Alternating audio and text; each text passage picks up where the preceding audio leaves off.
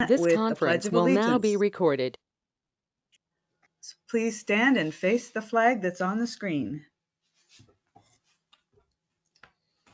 Ready, begin. I pledge allegiance to the flag of the United States of America and to the republic for which it stands, one nation, under God, indivisible, with liberty and justice for all.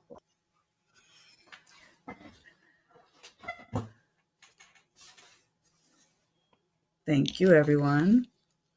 Good morning, Jeff. Uh-oh. Can anyone else hear Jeff? No. No. Jeff, we can't hear you.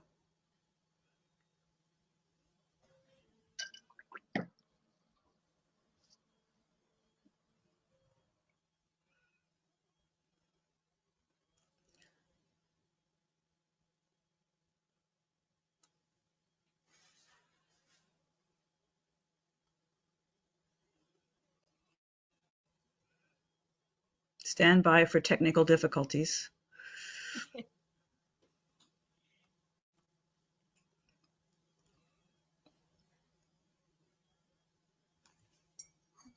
It's like every time I leave the house, I know that I'm going to have to go back at least once.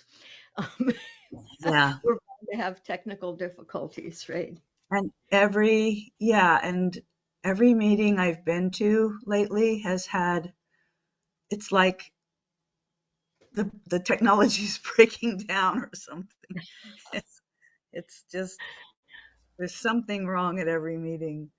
All right. Well, Jeff is figuring that out. I will go Hi, ahead and Jessica. call the roll. Hi, good morning. Good morning. Let's see, President Dice. I am here. Oh, were we supposed to swear people in first, though? Well, maybe. He asked me to call the roll. I Vice guess President I Buechner. guess we're unofficial. I guess we're not official till we're sworn in, Dave. Yeah. Oh, well, we're sworn at. Yeah, we can swear. Would that help? Oh, gosh. Oh, Maybe I'll go dear. see if he needs more help.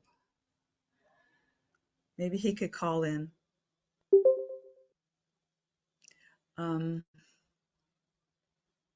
Maybe he should sit in your office, Jessica. We can hear you. Oops, disappeared again. Good idea. I'll take my laptop in there.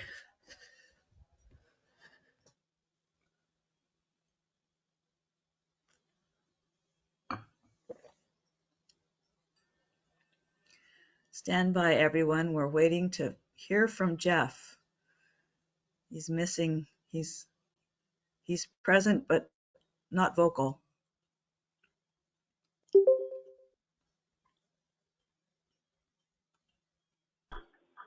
How about now? Yes, but you're an endless funhouse mirror, Jeff. It's echoing back and back. It's actually quite spooky. No, my mic was on, and then Jessica was also in the room, so I think we have it fixed now. Yeah. Yeah.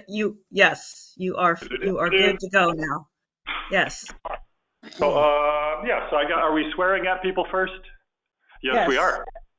Then congratulations to Directors Dice and Duncan on their successful re-election to the BWD board. Congratulations, thank you very much. And I say this like with a straight face that thank you very much to the 5 of you that, I'll say it, have the guts to do this job. I mean, a lot of people sit around and take pot shots about the water district's doing wrong and write a letter to the editor once every year, but it takes a lot of guts for you to show up to every meeting, put your name on the approvals, and really, help the district succeed and be what it is. So thank you very much to all of you, but especially to Dave and Kathy for deciding to do 4 more years. 4 more years. So thank you very much. So let's get right to the swearing at. And I think you need to raise your right hand. Do we have to do that, Steve, or no? You don't have to raise your right hand, but you can if you want. So let me see if I can do this in short blurbs. Can we do them at the same time, Steve, or do we need to do separately? You can do it at the same time. Okay, cool. Let's give this a shot, shall we? Dave and Kathy, are you ready? Yes. This would be like in the movies. I state your name. I, Kathy Dice. Uh-oh, We Dave's need your muted. mic. We need your mic on, Dave. Yeah, there you go. There it is. Oh, come on. Nobody's going to do the I state your name and copy me? Okay. Yeah. Like it. Okay. I state my name, Kathy Dice. There we go. Thank you.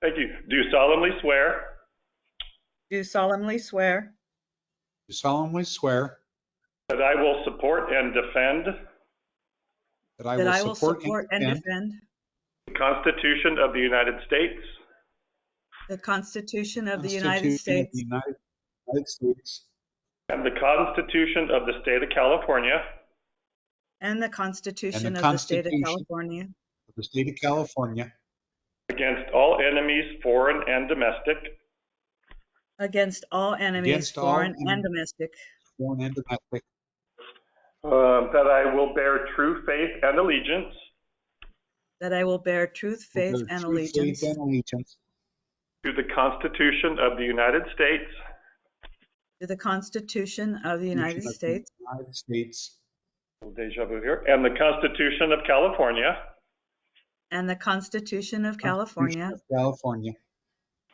that I take this obligation freely that I take this obligation take this freely obligation freely oh, here we go, without any mental reservation. Insert Sorry. joke here. without any Without mental any reservations Or purpose of evasions. Wow. or purpose or evasions, of evasions, And that I will well and willfully discharge that I will well and I and will willfully well discharge willfully discharge the duties upon which I am about to enter. the duties upon which I am duties about upon to which I'm enter. about to enter. Thank you very much. So sworn December 13th, 2022 AD, to be exact. Thank you. Thank you very much. Congratulations, everyone. So, technically, we have the open spot from Paul. We seated Tammy and Diane the first meeting in December 2 years ago, so we followed that routine here. So the way staff interprets all this is we now have the opening, of which we'll talk about filling the opening in item, what is that? 2B below. So Okay. here we go with the new term. Thank you very much, everyone. Congratulations, Dave and Kathy. And then there's something for you to sign next time you're out and about here at the office. Okay. We have to do fingerprints.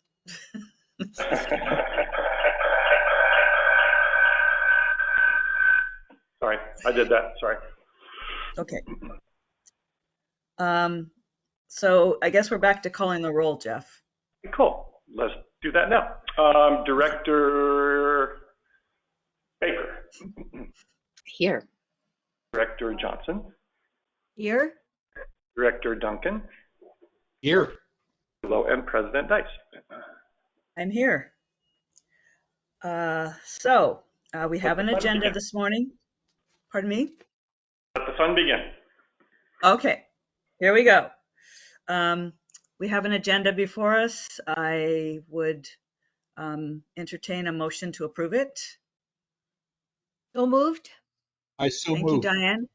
Thank you, Dave. So it's I'll second. been moved by Diane and seconded by Dave that we approve the agenda. I will call the roll to approve. Director Johnson, Aye. Director Duncan, Aye. Director Baker, Aye. and I also approve. So we're unanimous on the agenda. Are there any comments from the public or requests for future agenda items from the, I was going to say peanut gallery, but that wouldn't be very nice. Is there anyone that would like to make a comment that's not on the agenda? Hearing no microphones being released, I will ask if there are any comments from the directors. I will just say thank you, everyone, for having faith in Dave and I. Not that you had any choice, but we continue. We will continue forward. I think we have an excellent board, and everyone here does terrific work. So I'm proud of BWD, in spite of what the rest of the community might say. Just kidding. Okay. Do we have any correspondence, Jeff? None, Madam President. Thank you. So we're going to move down to section 2, items for board consideration. 2A is the resolution number 2022-12-01, recognizing the contribution of Paul Rosenboom. Yes, Madam President. Yeah, unfortunately, Paul decided to move from Borrego to South Korea. Got to keep please, yeah. Keep him in South Korea. He's very excited about the opportunity. I think he's going to be living on a military base somewhere in South Korea. So, yeah. Although a very short tenure, Paul was fun to work with. Great, obviously very knowledgeable. Mr. Harvard educated. Background is really nice to have. Obviously great with finances and spreadsheets and helping you think through a handful of various, issues that ultimately everything boils down to finances. So Paul's background is really excellent, and we obviously wish him very well. So I drafted a resolution that's attached. It's there. If anyone would like to add anything, I would be happy to do so. We'll frame it up, make it look pretty, and send to Paul.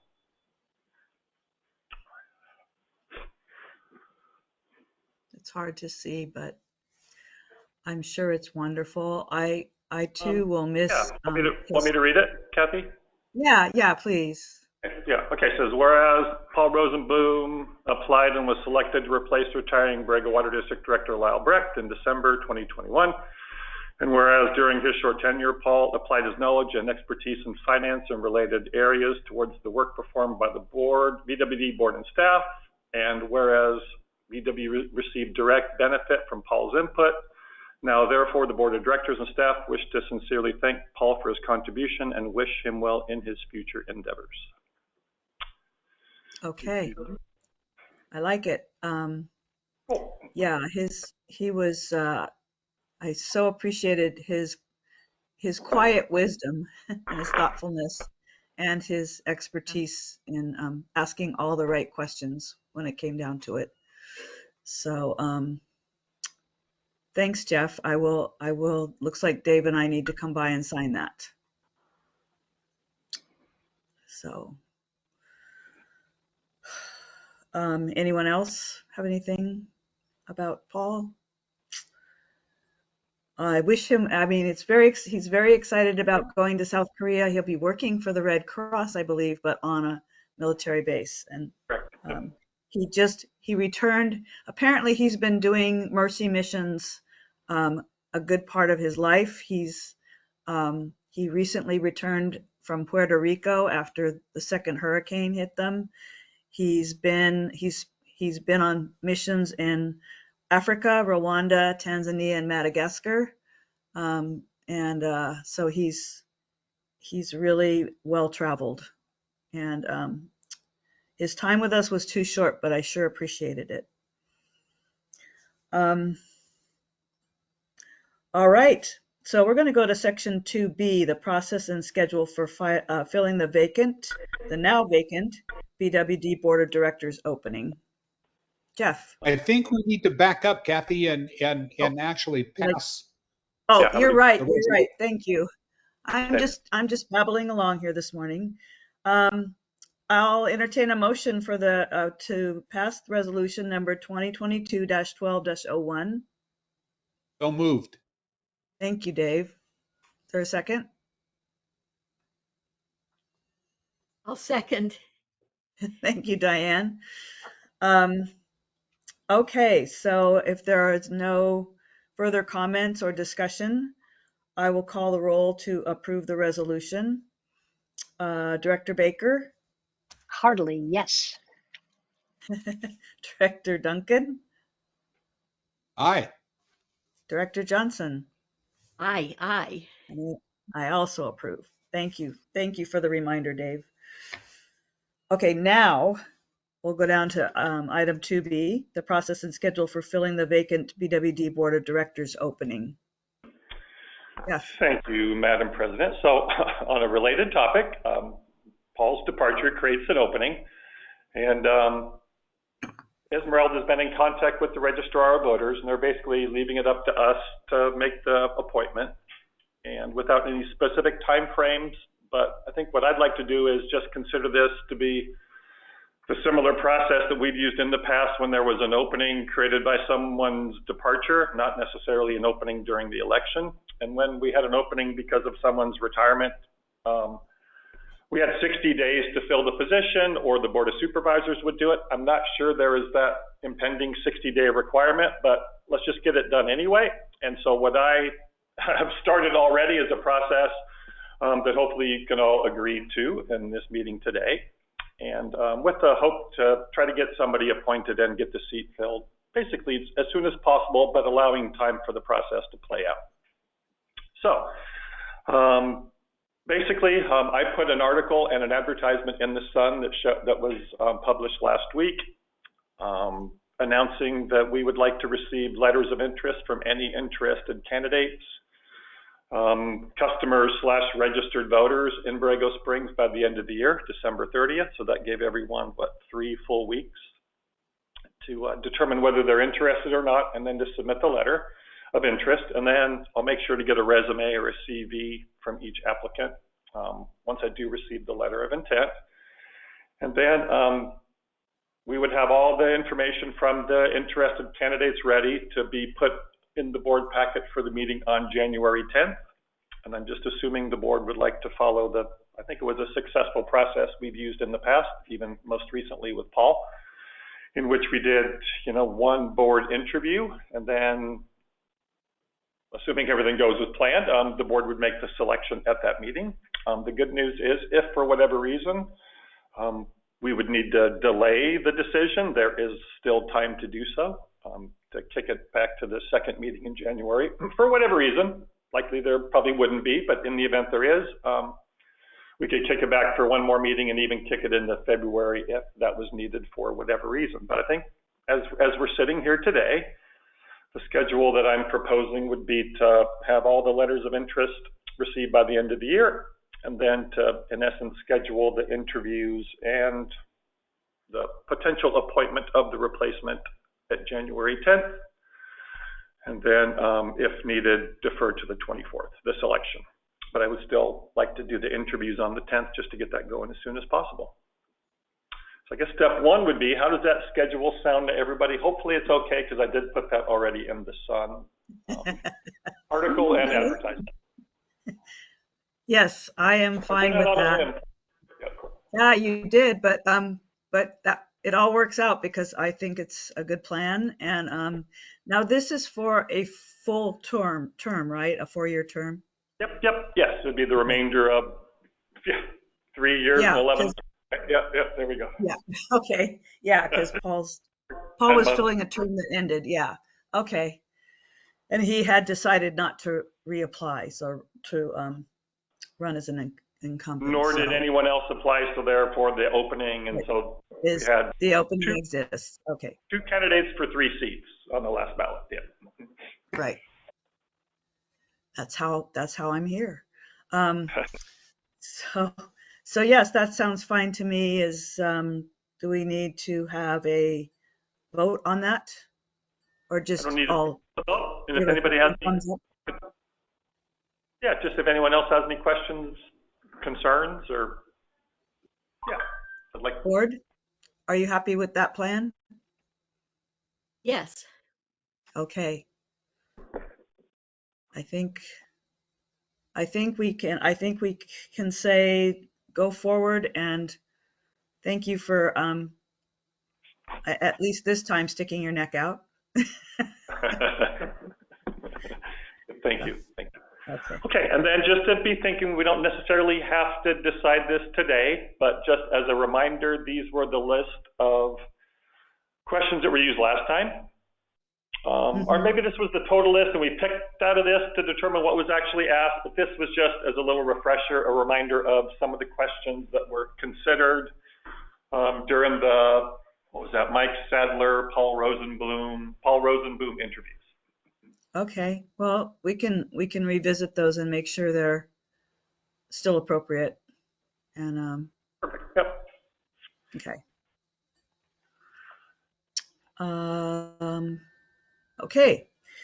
Well, then let's go down to item 2C, the Proposition 68 final grant agreement for Anderson.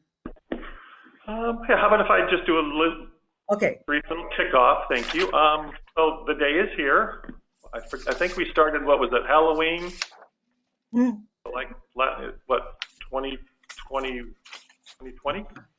Mm-hmm. It's been a year and almost a year, pushing a year and a half. But thank you very much to everyone. A lot of blood, sweat, and tears went into this. And so, let's see, what the board reviewed this draft agreement on the meeting in November. That's right. At the town hall, we even made some corrections. Steve will get into those here in a second about the name of the applicant was wrong. And so all those were approved by DWR Legal. And I have a DocuSign file waiting for me. So as soon as this board says, yep, that agreement's good, I can DocuSign. I'll literally do it as soon as the meeting's over and get that process going, and then they will sign it and then give us back a fully executed agreement that becomes the attachment to the sub-grantee agreements that Steve's also going to talk about. But first things first is the DWR agreement. So Steve, why don't you let the board know what they need to know about this, and staff's goal is to get this little rascal approved today. Sure, and I don't want to bore the board. We have gone over the main agreement, the main grant agreement with DWR a number of times in board meetings. So there were just a few little changes that needed to be made in one of the exhibits based upon the board input and what we shared in the town hall meeting. So those changes have been made, and as Jeff says, the main document is ready for board approval, and as soon as you approve it, Jeff will be authorized to sign it on behalf of the district, and then you will be off to the races to do your projects. I'm happy to go over any of the particulars in the main grant agreement as you wish, but since we've gone over them before, I also don't want to spend unnecessary time if the board is not interested. I think we're fairly familiar with this document by this time. Does anybody have any questions or requests of Steve about this agreement? Can you summarize in like short form what the changes were, Steve? The changes were that the in one of the exhibits, DWR had misidentified who the project applicant was. I think that they had missed that UC Irvine had been substituted in on one of the projects, and so they caught it in sort of the heading in the corresponding portion of the exhibit related to their project, but in the detail, they had not, 5 or 6 times, they had not typed in the word UC Irvine and had instead left the name of the old project applicant. And so that's the extent of the changes. But as minor as those are, we needed to have that correct before you sign them, or it would have been wrong. And so that is it. Nothing other than that has changed from the last go around on this document. Any other questions for Steve? Diane, go ahead. I have a question. I'm sorry, I keep stubbing my toe against this. The dollar amounts that are in the agreement are so in such general buckets. And I have been a federal contractor several times in my life, and I just kind of can't get over. Is there no more detailed financial guidance that you've heard anything about, Steve or Jeff, in talking with the DWR folks? Or is this almost like a time and time and materials contract? I mean,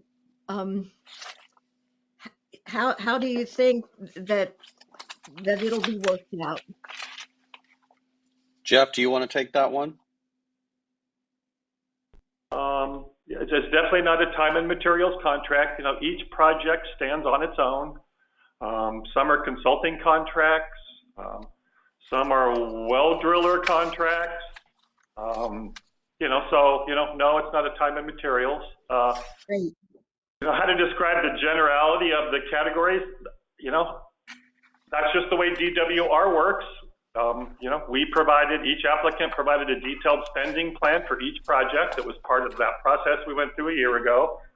All of those details were provided to DWR, and in their correspondence with the district, they wanted to not change the dollar amounts, but create these buckets described the way they've described it in the agreement. So that's just the way they work. I mean, we provided details, but what they wanted to put in the agreement were these generalized categories. So that's actually, that reminds me, I had a more specific question for Steve, which is. So anyway, so it's really important to know going forward exactly the method of spending every dollar becomes the focus for me and the Prop 68 and Jessica's going to help, and Diana, everyone, the Prop 68 implementation committee, to make sure that both the districts and all the sub-applicants are spending the money in the right way, and that if they happen to do a time and materials contract, that's okay with DWR in this specific case. So that's why communicating with DWR on specifics and practicalities and,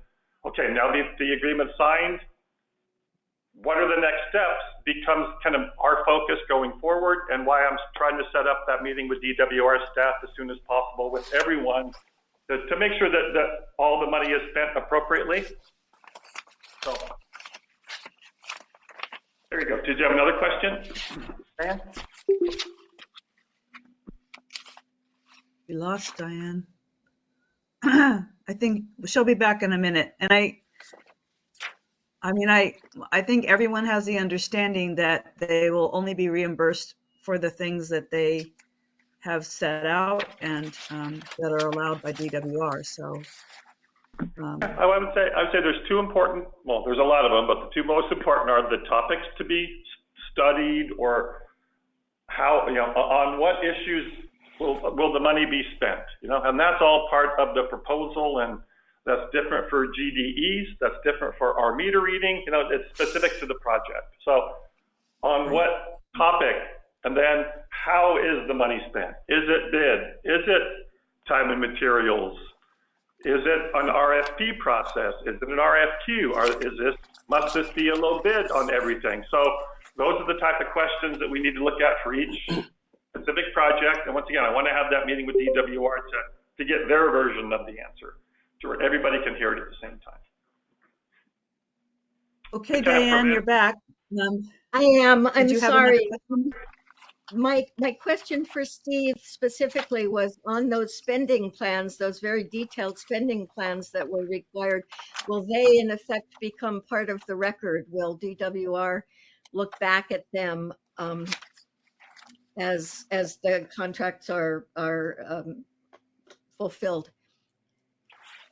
Yes, they're part of the record, and as we all have been notified, DWR does have the right to audit during or after their payments under this plan. So I think they will harken back to that. But I mean, truthfully, Diane, the way that DWR does it with these buckets actually provides a modicum of flexibility to all of these sub-grantees and to BWD for its projects. So it's a good thing overall, because as long as you stay within the parameters, you're good. And then DWR is also, although it takes some time, in my experience, they're good about project budget amendments along the way. So if you have a legitimate need to amend your project and move money around a little bit, in particular, they can be flexible about that as well. So DWR, I think, especially with the Sigma money, their goal and focus has been to get that money out and start doing on the ground projects, because they've been directed to do so by the legislature and by the governor's office. So that's what they're doing. So it's good for us.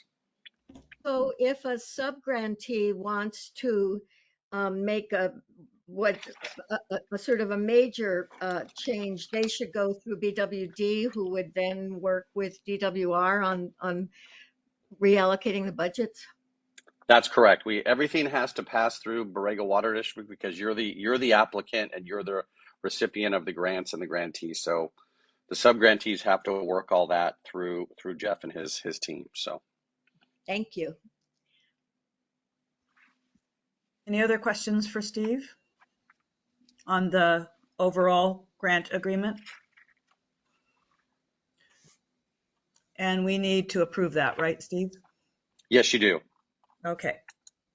Kathy, Yes. are we Yes, approving ma'am. are we approving the sub-grantee agreements too, or just the main one with BWD right now?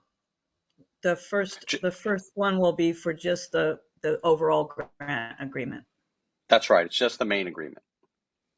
Thank you. So are we ready to make a motion? I move that we approve the main grant agreement.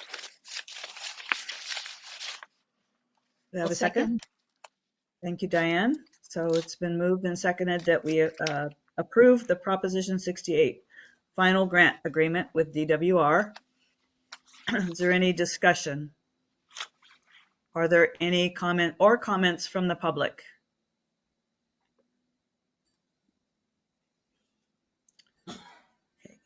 Hearing none, I am going to call for the vote and call the roll. Director Baker, Aye. Director Duncan, Aye. Director Johnson, Aye. and I also approve. So we are unanimous on that, and we have an agreement. So, Hallelujah. yeah, what a long process we have been on. But Yeah, Madam President, proposition grants are like that. So yep. This has been a fun one. Just as a reminder, we have a Prop 68 ad hoc committee. That's Diane and Tammy. They helped with the applications and the process to get us this far. I've asked for this group, for the committee to continue as more of an implementation committee to just kind of help me work with all the various applicants and to kind of strategically come up with a good process to get us through the next, 2+ years, and to make sure everything's fine at the end. So thank you very much to Tammy and Diane. And let's maybe have a call later this week to start our discussions, because I have a few things I'd like to chat with the implementation committee about. great. Thank you, Tammy and Diane, for being willing to continue forward with this, because you have carried a tremendous amount of work on for this project, and I guess your job is not quite done. So thank you. And now we will go to item 2D, the Proposition 68 sub-grantee agreements. Thank you, Madam President. Yeah, as advertised, so this is the other piece of the puzzle, and that is for each project to be successfully implemented, each sub-grantee must meet all the requirements that the district must meet as part of the agreement that we just approved. Because the district can't be on the hook for anything associated with the projects, especially financial commitments, expenditures that weren't ultimately reimbursed, and there are a number of other issues and protections that are needed for the district. So Steve and his team have put together these sub-grantee agreements, quite a while ago, and I know that Steve has been communicating off and on with Jim Markman, and the various issues and of concern and discussion between Steve and Markman have all been addressed and included into the Water Master version. And so basically what we have here would be a Water Master agreement, a UCI agreement, a school agreement, and a Stewardship Council agreement, with the Stewardship Council agreement being slightly different because they are requesting assistance with cash flow funding for their project. So that's kind of the overall structure, and Steve's here to provide more details about each individual agreement and answer any questions the board might have. So Steve, it's all yours. Thanks, Jeff. Yeah, so as Jeff said, each of the agreements except for the Stewardship Council agreement are all the same. Each of them does have a few blanks to fill in. largely related to the date that Jeff signs the main grant agreement with DWR, which may be today, maybe tomorrow, whenever Jeff um, can muscle through that. And then what we're going to have to do is attach that final fully executed version of the main grant agreement as an exhibit to each of these sub-grant agreements. So if the board considers approval of any of these sub-grant agreements today, please, we'll want you to do so, but also give discretion to Jeff to fill in some blanks, and for the general manager and for the legal team to fill in a couple of missing pieces of information that that will be complete again once Jeff signs the final and accepted by DWR, and we get the final date stamp on it with DWR. Then we can print that out and attach it to these individualized agreements. The one agreement that stands out and that is different than the others is the Borrego Valley Stewardship Council agreement. And I'm sorry, I have printed out the packet, but I don't have the page numbers. But in the list of the 4 sub-grant agreements, it's the second one. So the school district one is first, and then you go down 10 or 12 pages and you end up with the BVSC sub-grant agreement. And there are some issues there that are still sort of outstanding, the most important of which is paragraph 4, which we can go over in a second. But from a basic standpoint, and it could be just me, maybe I'm behind the curve on this, but when we wrote this sub-grant agreement, it appeared like Civic Well would also be a potential signer of this agreement, but I'm not sure today whether Civic Well will also be a signatory to this agreement. And so as written, we have Civic Well listed as one of the parties and also a signer, but if that is not accurate, we will need to revise this sub-grant agreement to remove them.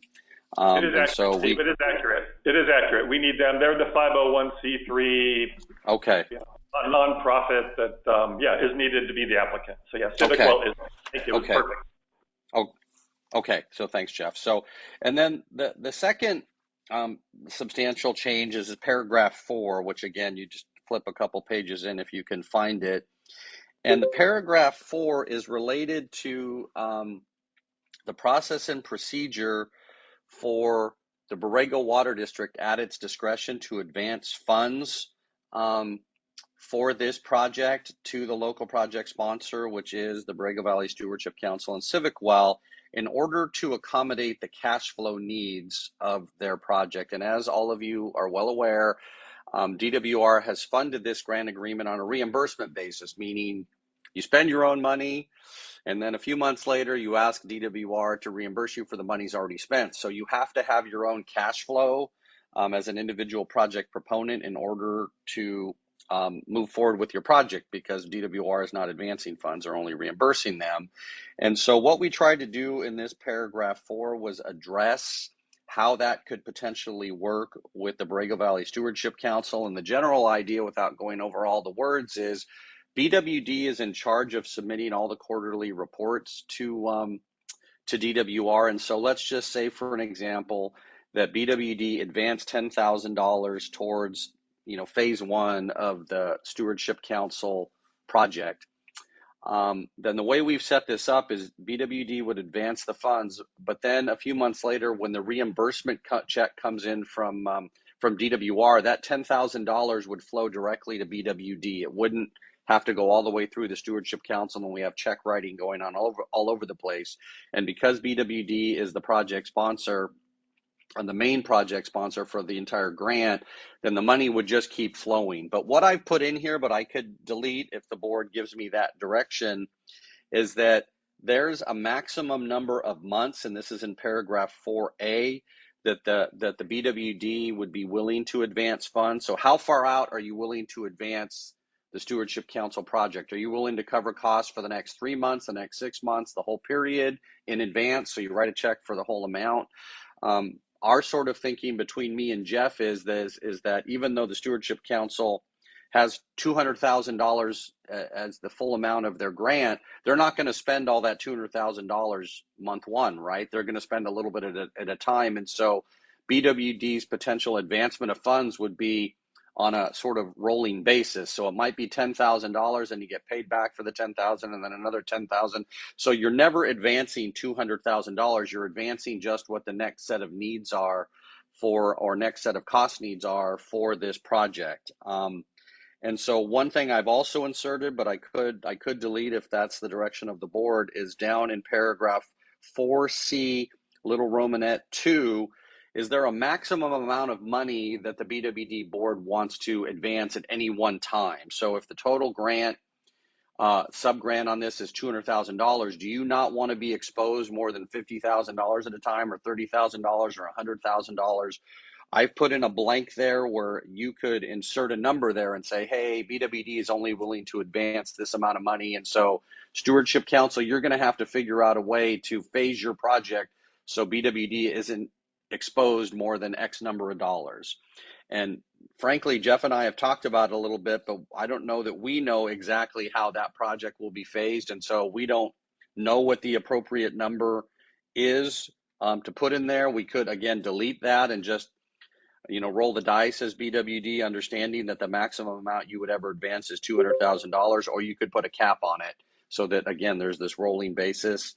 And so that's what we have in paragraph 4 is how many months do you want to fund their project, and is there a cap on that? And so what I think Jeff and I would appreciate would be some board direction on that, and whether you want to put a maximum sort of advancement cash flow dollar amount in there, or whether you don't want to do that. And I defer to the board, but if you have clear direction for us today, we could make those changes and then go ahead and have you approve the sub-grant agreement. Or alternatively, if the board feels like it needs a little more time to think about and digest that, and maybe work with the Stewardship Council a little more closely to understand their cash flow needs, one thing we might do today is not have the board consider approving this sub-grant agreement and just kick this to the next board meeting so that there's more time to kind of figure out what the cash flow needs of the Stewardship Council are.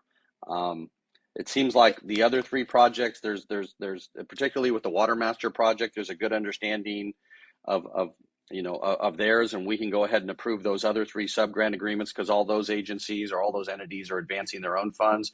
But this particular one has these subset of issues that are different than everybody else. So I'd be happy to answer any question, or if you'd like me to go over the particularized details in this paragraph 4, I'd be happy to do so. But one thing maybe I should point out, just so that the board is aware, is that in order to advance funds to anybody as a public agency, you can't just advance funds without also receiving interest, because that might be considered a gift of public funds. And so, for example, to the extent the board wants to advance, up to $50,000, you're going to have to collect interest on that. And that interest that we're going to charge is pegged to the interest that the BWD receives for when it saves its money with what's called the Local Agency Investment Fund, or LAIF, which is the depository that many public agencies around the state use, where they have surplus funds. They give them to the state to hold on their behalf.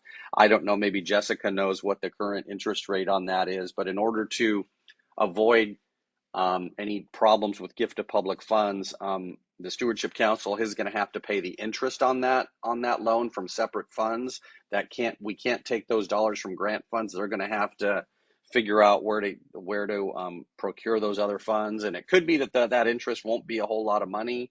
If you're only advancing a little bit of money at a time for a few months at a time, I can't imagine it's going to amount over time to a whole heck of a lot of money. But we can't not get that interest payment because these are public funds, and we need to account for those and not sort of give away those extra dollars, if that makes sense. So beyond that, there's just some sort of other boilerplate kind of stuff in that paragraph 4, but I'd be happy to answer any questions about it. And sorry if I've talked too much. Thanks, Steve. I have 2 questions, and then I noticed that Bree, the president of the Stewardship Council, is in our meeting, so I'm going to ask her to speak. On the other 3 sub-agreements, are the blanks that need to be filled are relatively minor. I would take, I guess that's my question. So that we can not be, those are not of huge concern on the other three? Correct. Yeah, it's mostly just insert the date that Jeff signs the main grant agreement with DWR, and then we insert that as an exhibit. So that's the bulk of the blanks. So we had to leave those blank because we didn't know when that signature would take place and when the final everything would be. So. Okay. And Steve, Okay. we can fill in the blank for today. I just signed it as we were sitting here, so it's done. So we can put in Okay. today's date. So we put in Great. today's date. Okay, good. It was DocuSign. It took 10 seconds. Yeah, cool. And and sorry to interrupt, Kathy, and Jeff, and we're certain that DWR already signed, right? They signed first, or technically we're first, and then they sign and return us the fully executed version. Right. So we can't insert the date until they sign because it's the second party to sign that captures the date. So. Okay, cool. Gotcha. Sorry. Go ahead. Okay. So, and I'll reserve my other questions for after. I was going to ask Bree, since Bree Fordham is on the call or on the meeting, and she is the president of the Borrego Valley Stewardship Council. Maybe she can speak to some of these items that are in the sub agreement. So, Bree, would you mind? Sure, yeah, thanks for allowing me to speak on the matter. Also appreciative for the board to consider helping us with the cash flow needs to implement some of these projects. I'll say that we haven't put a lot of detail together on the flow or schedule of the project because we're really waiting for the agreement to be solidified before we finalize.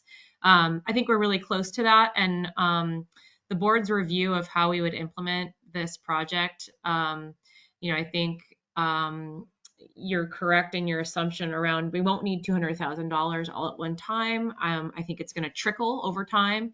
A lot of this work is, printing materials, pulling together events, engagement materials, surveys.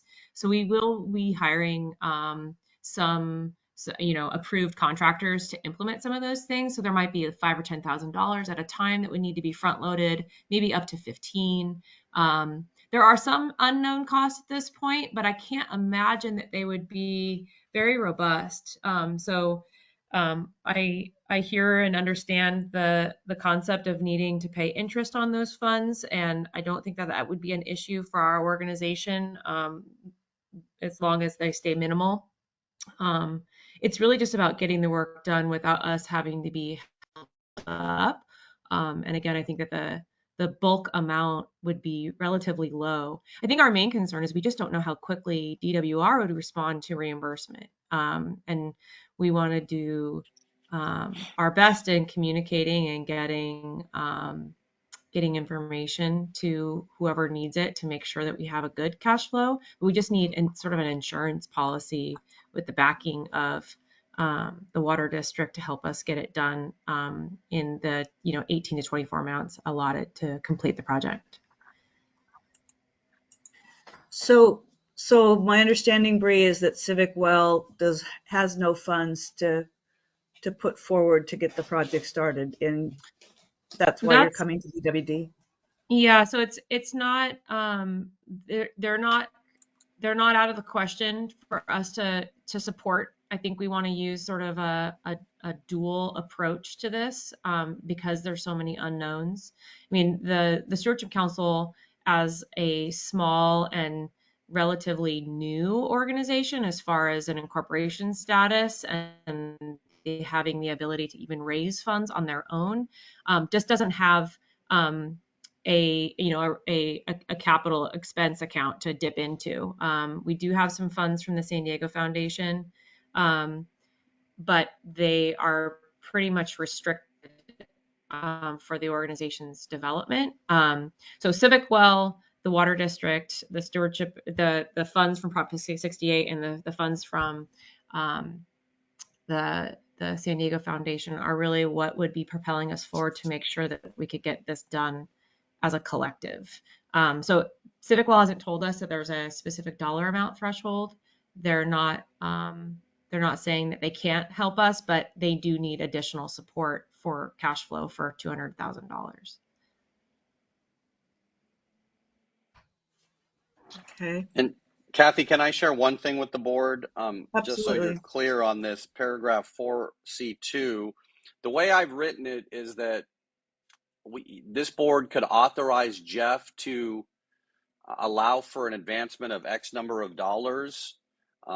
Let's just use the 25 up to $25,000, whatever the number is. But if there were ever an occasion when the Stewardship Council needed more than that, that approval would have to come back to the full board, the full Borrego Watershed Board for approval. So that's the way we've written it. So that we thought that was a way to do it so that the board wouldn't have to be faced with dealing with, this issue on a month by month basis. But on the other hand, if there were, some, significant funds that were needed to be advanced in any particular month, maybe in advance of some substantial meeting or hiring a consultant or whatever it is that the Stewardship Council would do, that could come back to this board for specific approval. Thank you. And so we would rely on Jeff and Bree to negotiate the amounts that would need to be advanced. And is that what we're talking about? Well, I guess what I'm saying is if the board wanted to move forward today, and again, maybe it's a little difficult considering what we just heard from Bree, that they're still sort of figuring it out. I mean, we could stick a number in there in that paragraph 4A2 today, and the board could say, well, we're willing to give Jeff discretion on up to $25,000 or $50,000 or whatever the number is, with the understanding that any advancement of funds beyond that level would have to come back to the BWD Board of Directors for further consideration. And that way you wouldn't have to wait around to figure out all the details. But on the other hand, if this board's interested in knowing what the potential phasing is going to be a little bit more accurately before it even considers this sub-grant agreement, well, then I'd recommend you kick this off for another month and let the phasing process develop a little bit.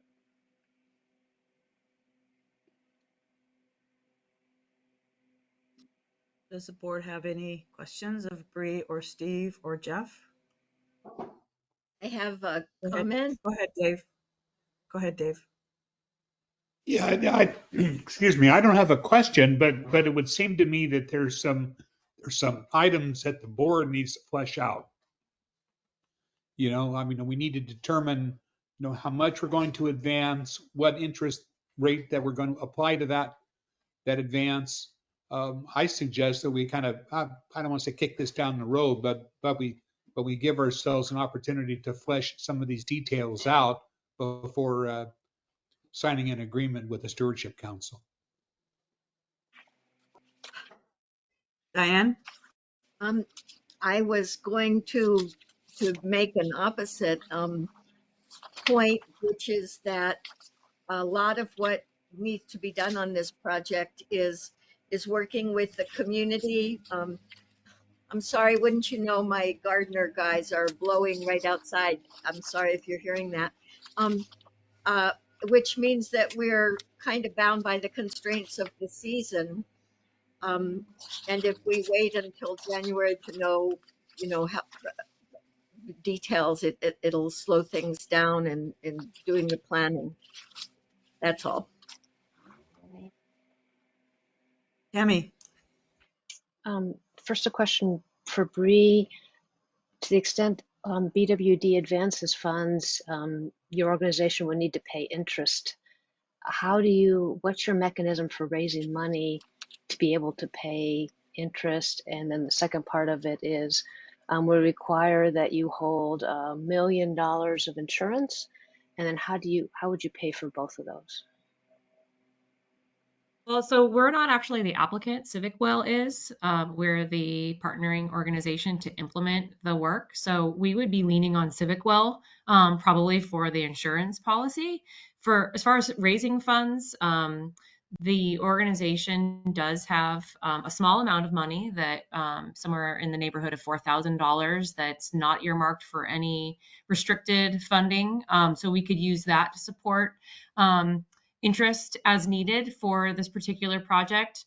We are just nearing the completion of our incorporation, and so we will be able to raise funds. And I think with the type of work that we're doing around the community, it would be conceivable that we could raise additional funds over an 18-month period to cover any additional costs that we'd have for front loading some of these funds for continued interest rates, knowing that I think there was a note put in that's going to be 0.2 to 5% is the range for this type of interest rate, if I'm correct. I read that note that came through.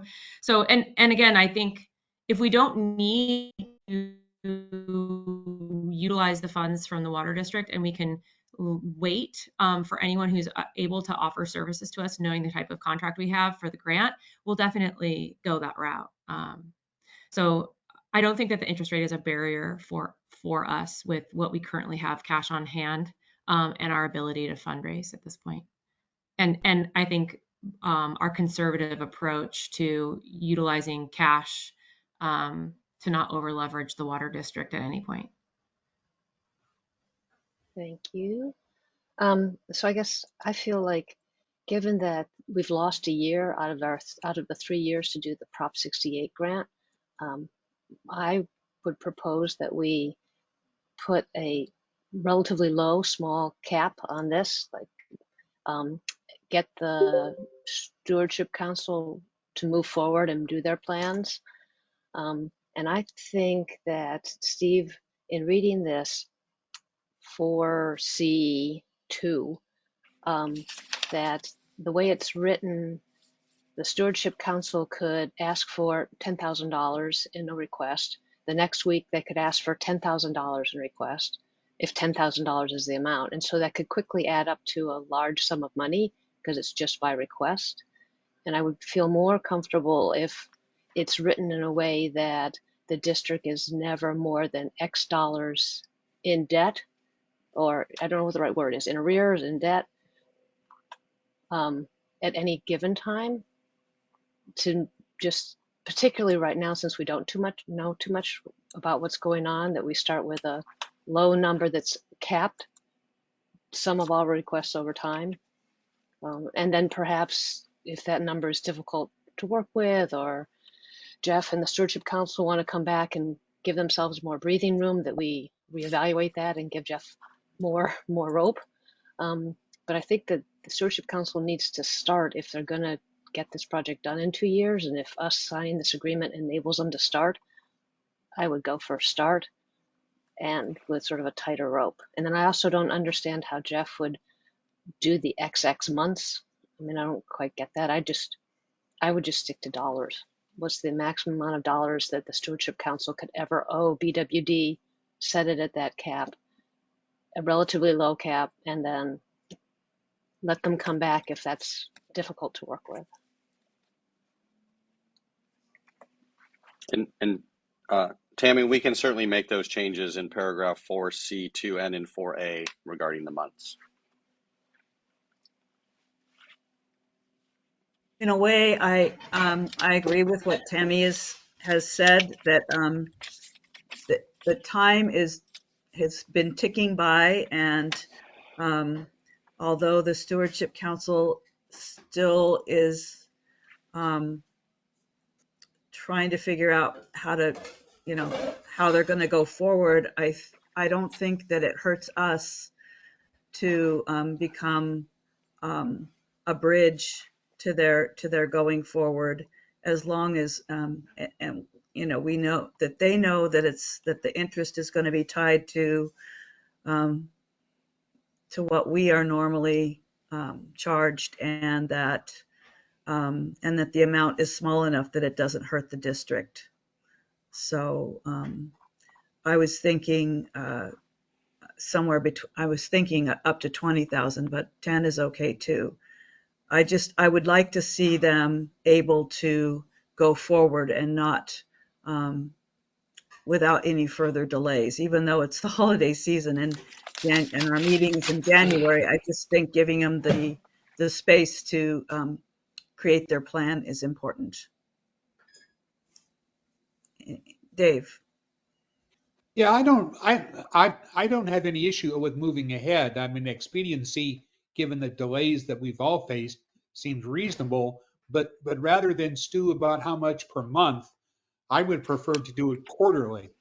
I say like there's no more than $25,000 a quarter that's advanced. I mean, I think when you start to do it on a monthly basis, you're just kind of creating a lot of paperwork for people to deal with on a monthly basis. So I'd like to kind of simplify it and then do it by the quarter, and that would certainly give them enough time, even at $25,000 a quarter, to be able to complete the project and the two we have remaining, and still have the funding available to them to do it. So Dave, So, are you so comfortable? Bree, what sounds reasonable to you in terms of what the Stewardship Council, where you're at now and where you want to be starting in the new Yeah. year? It's a little challenging for me to answer that with great accuracy, because a lot of what we've put in the grant proposal will require us to get quotes from outside services and final prices. I mean, we have received some in how we built this out for us to have better understanding.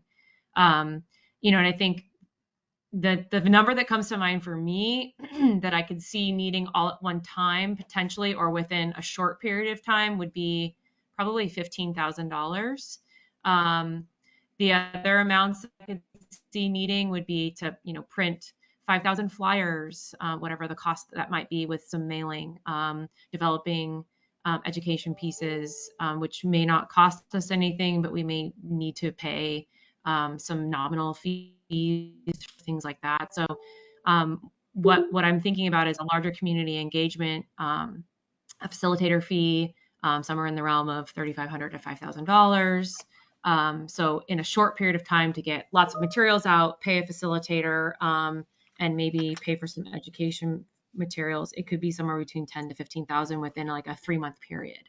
And I think a quarterly check-in is totally great. How it flows exactly, we might not need some of the larger chunks of money, because some of the funds that we need to pay out would the contractor that we're using, or Civic Well, would be fine waiting until being reimbursed.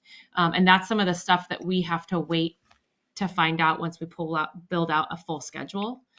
And if the board is open to it, I mean, I think setting the threshold at, like, let's say we never are more than $15,000 in debt to the water district waiting for reimbursement.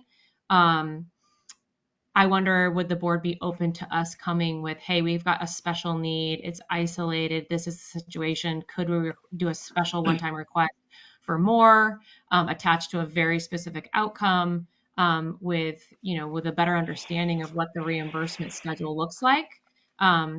We could take it like that too. We signed this agreement with a general number, but if something else big comes up with a great need, I wonder if the board would be open to a special request. Steve, would something like that be possible? Yeah, I can just reword this little C2 a little bit to cover that. So instead of saying per request, per Tammy's suggestion, we'd talk about it being cumulative.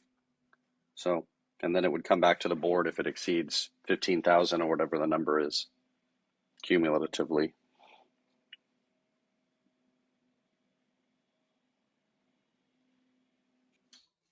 What say you, board?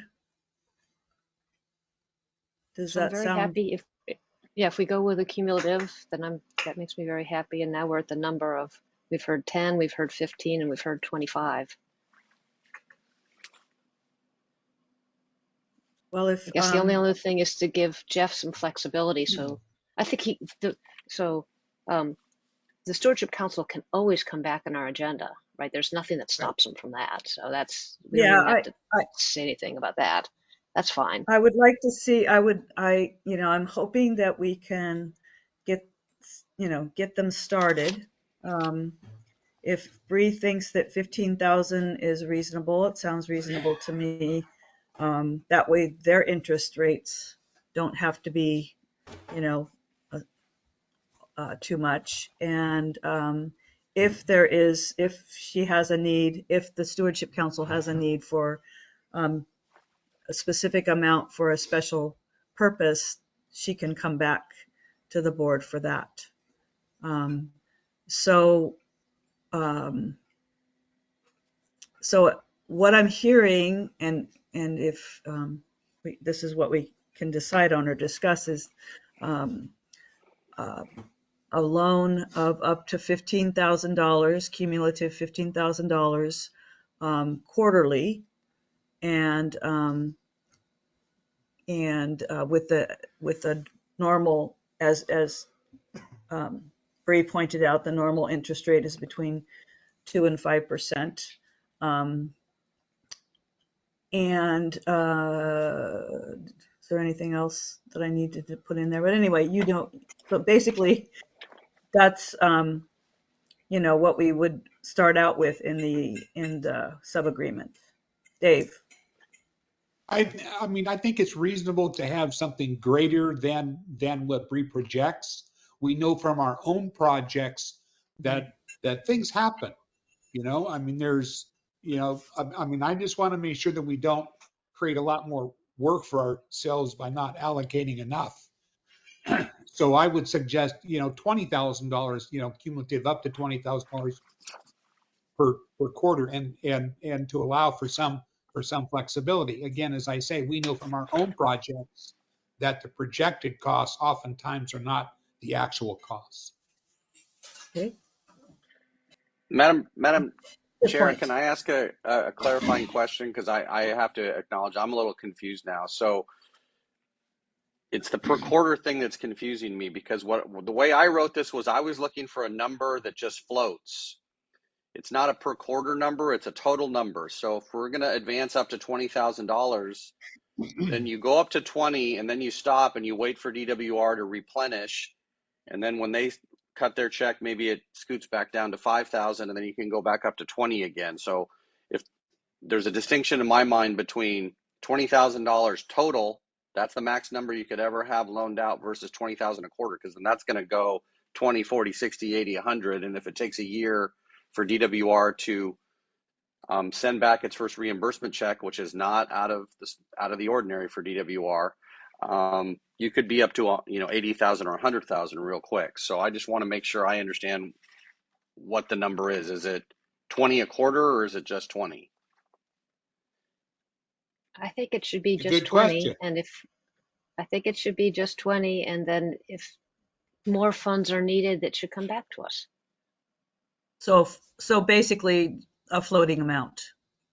Yeah, never Yeah. more than $20,000 owed to the water district. Except if the stewardship council comes back with a special need. Right, that's just a whole Okay. separate thing. Yeah. So Okay. I understand the direction now. I can make the changes. The question in my mind is, does the board want to approve this sub-grant agreement and just let me and Jeff work out these changes because we understand what you've directed us? Or do you want to wait and approve this when it's in the clean version next month, so that we'll fix it in the interim and give you the pretty version and you can approve the pretty version? I want to approve it now. Okay. Is that a motion? I agree. I move that we amend the Borrego Valley Stewardship Council sub-grantee agreement to state in section 4 that BWD is never owed more than $20,000 at any time. And that means, Steve, that you'll get rid of this XX months and you'll fix it all up, right? Right. Subject to the ability for the Stewardship Council to come back to the board for funds in excess of 20,000, right? On a Yes. individualized basis. Okay. Is that what you want, Tammy, on your motion? Yes. I'm not sure what the subject to thing was, Steve. So just say what you understood it to be. Well, it's $20,000 maximum, subject to if the Stewardship Council wants to exceed 20,000, then they're going to need to come back to this board and ask for approval of that excess amount.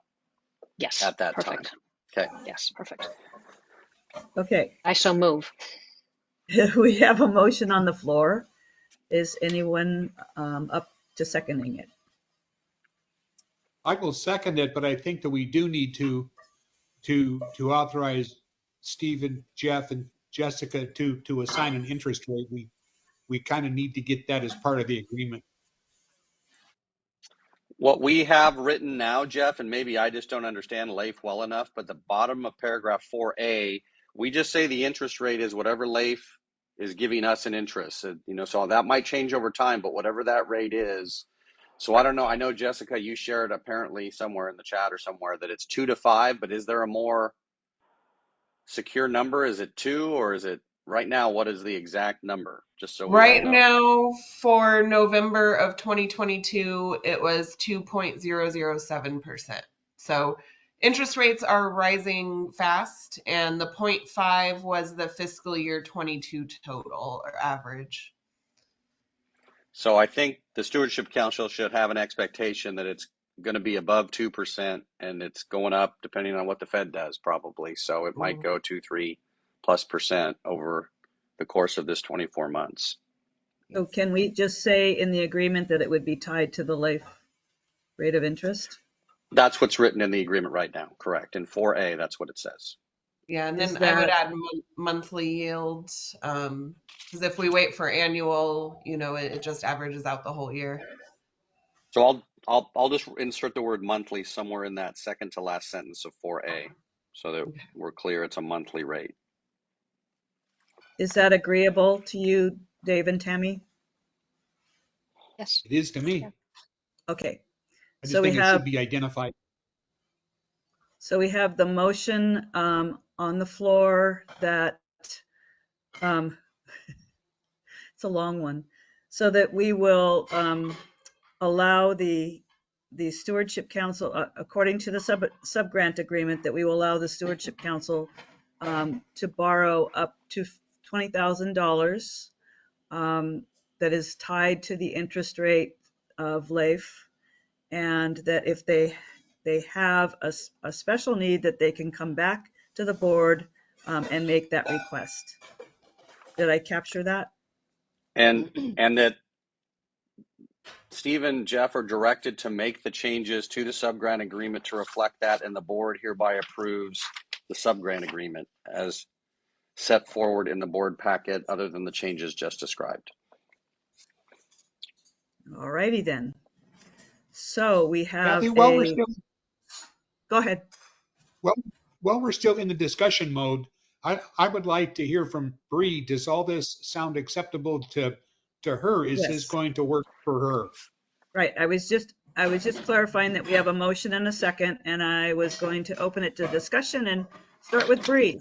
Bree, is this acceptable to you? Yes, I think it's a great opportunity for us to get going. And I think with the option to be able to come with a specialized request, that we should not hit any hurdles, especially in the interest of the community and the water district achieving some of the goals around Prop 68. So I feel very optimistic and positive about the support that's being offered. Thank you. Are there any other comments or questions?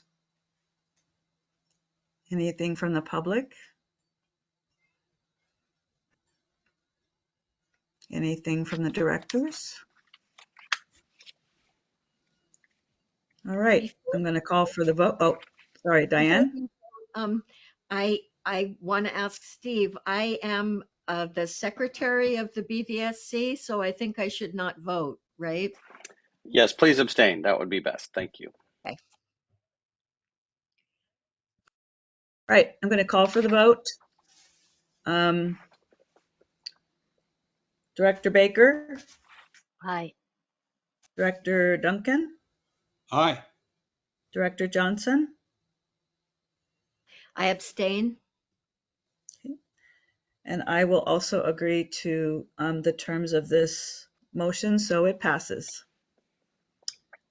Thank you, everyone. So Thank you. now, Steve, we need to vote on the other sub-agreements.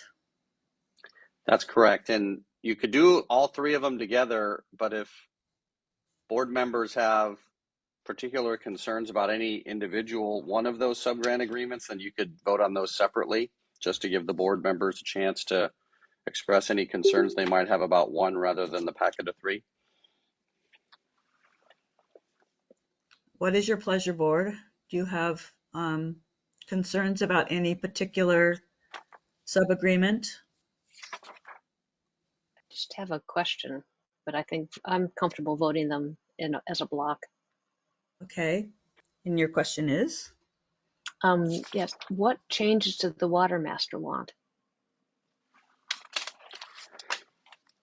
Yeah, this has been a number of weeks since maybe even months since I've talked to Jim Markman. They initially, well, I shouldn't say initially, we went through a couple of rounds, but at one point in time, they wanted language similar to, it wasn't quite the same, but they wanted something more similar to the Stewardship Council, where the Borrego Water District Board would have authority to advance funds to the water master, or at least have the ability to do so. But we declined that request. They wanted, the way that they wrote it was, hey, we want this, whatever every other subgrantee gets, we want the exact same benefits. That's what they'd written into their subgrant agreement.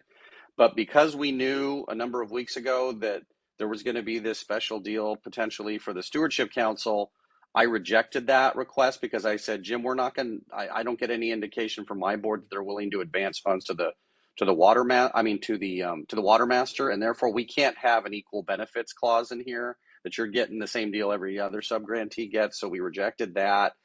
And then they had, I think, a change about getting notice in advance of, well, the way that the DWR grant works is, right, so if DWR rejects some reimbursement request and said, hey, you didn't do everything you were supposed to do in order to be eligible for reimbursement,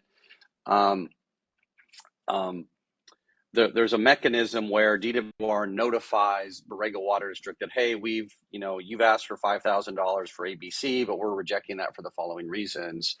And so there's an opportunity for notice and cure in that. And originally the water master wanted extra time in order to respond to that kind of request. But my response to Mr. Markman was, Jim, we can only give you what DWR gives to BWD. And so if DWR, for example, I can't remember the days, gives us 30 days to do it, to respond back to them, and BWD is the grantee, well, then we can only give the water master like 21 days, because we're going to send it to you, and then you've got to send it back to BWD, and we have to submit the response to DWR. So we need a little extra room in there, a couple of extra days for BWD staff to be able to funnel that through.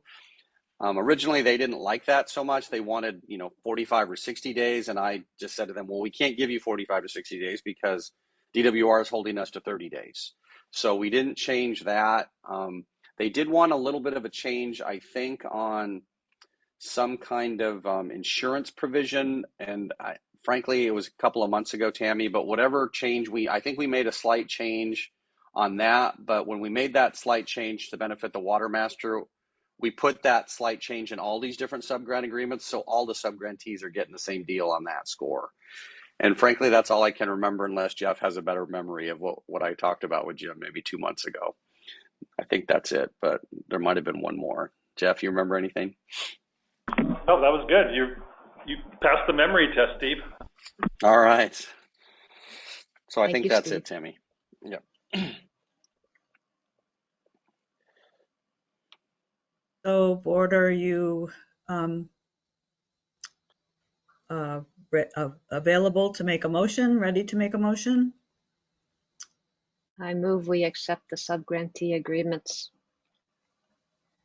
with the changes in yellow done by legal counsel and Jeff. I'll I Thank you, second. Steve. And thank you. And Madam President, can we, sorry to be super clear on this, but just for the record, when you say the subgrant agreements, we mean the ones for the Unified School District, for the Water Master, and for UC Irvine. Thank you. Yes, those three. Questions or comments? So it was moved by Tammy and seconded by Dave.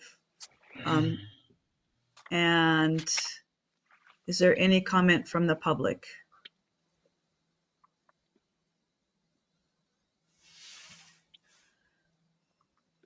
Any other discussion? All right, I'm going to call the question and call the roll. Director Baker? Aye. Director Duncan? Aye. Director Johnson? Aye. And I also agree. So it's unanimous. And thankfully, we can all go forward on both the overall agreement and the sub-agreements as of today. Thank you, everyone. Thank you. All right, so now we're going down to item 2E, which is our labor compliance officer contract for the tank replacement and Wilcox motor grant. Mr. Dale. Good morning, Madam President.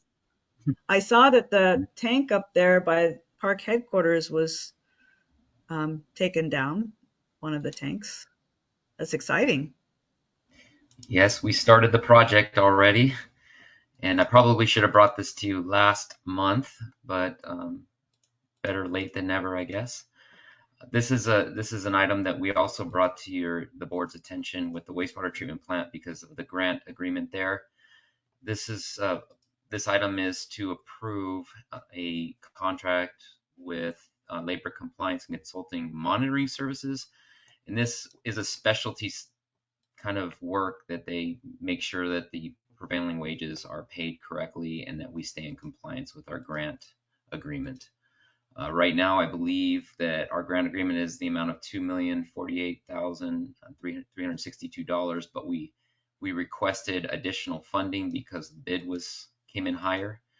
And so we're still waiting to hear back from that. I think we've got another month or two before we hear for sure on that. But last time in the wastewater plant, it was approved. So we do expect hopefully that it will be approved. If not, there's still funding in the allowances soft cost in the original agreement, but that would cut a big chunk into what we've paid for design services and so forth. So anyway, there's funding there for this, and we are moving forward with the project as you said. So I request that the board approve this agreement in the amount of $22,400, and that is for a year worth of services. This is something that's required by the state? It's required to be completed, yes. Yeah, we need to make sure that they're paying the correct wages, and it's a specialty kind of service. Okay. Okay. What say you, board? David, they proved to be very useful on what was the wastewater treatment plant project, right? We used them once before. Yes, sir. Yeah. Yes, and then it came into play when the state asked us for certain documentation that we're able to readily turn over, which if we didn't have her there doing that work, we would have been struggling. Gotcha. Yeah, that's a good point to have the documentation. So, Tammy.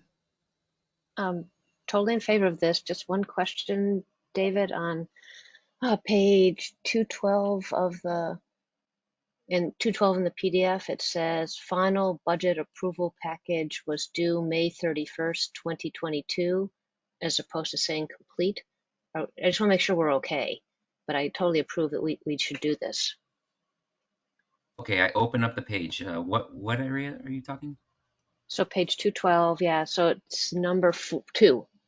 Final budget approval package. Its estimated due date was in the past, but it doesn't say complete. Yeah, that was approved at that point.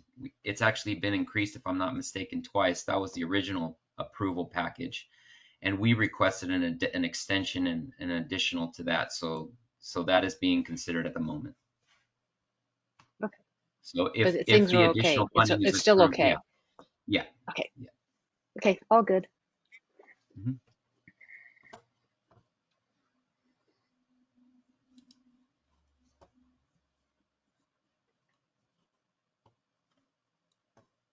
I move we accept this contract as proposed by David Dale and the BWD staff. I second. Second.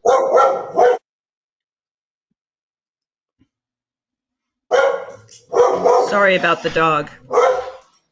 Dog's in Somebody's favor. at the door. Dog. The dog So, moves for approval. that's right. Call for the question. Have a motion to approve the labor contract officer contract, the labor compliance officer contract, and I'll call the roll. Director Baker, Aye. Director Duncan, Aye. Director Johnson, Aye. and I also approve, and the dog approves. So got it. It's unanimous. So let's see.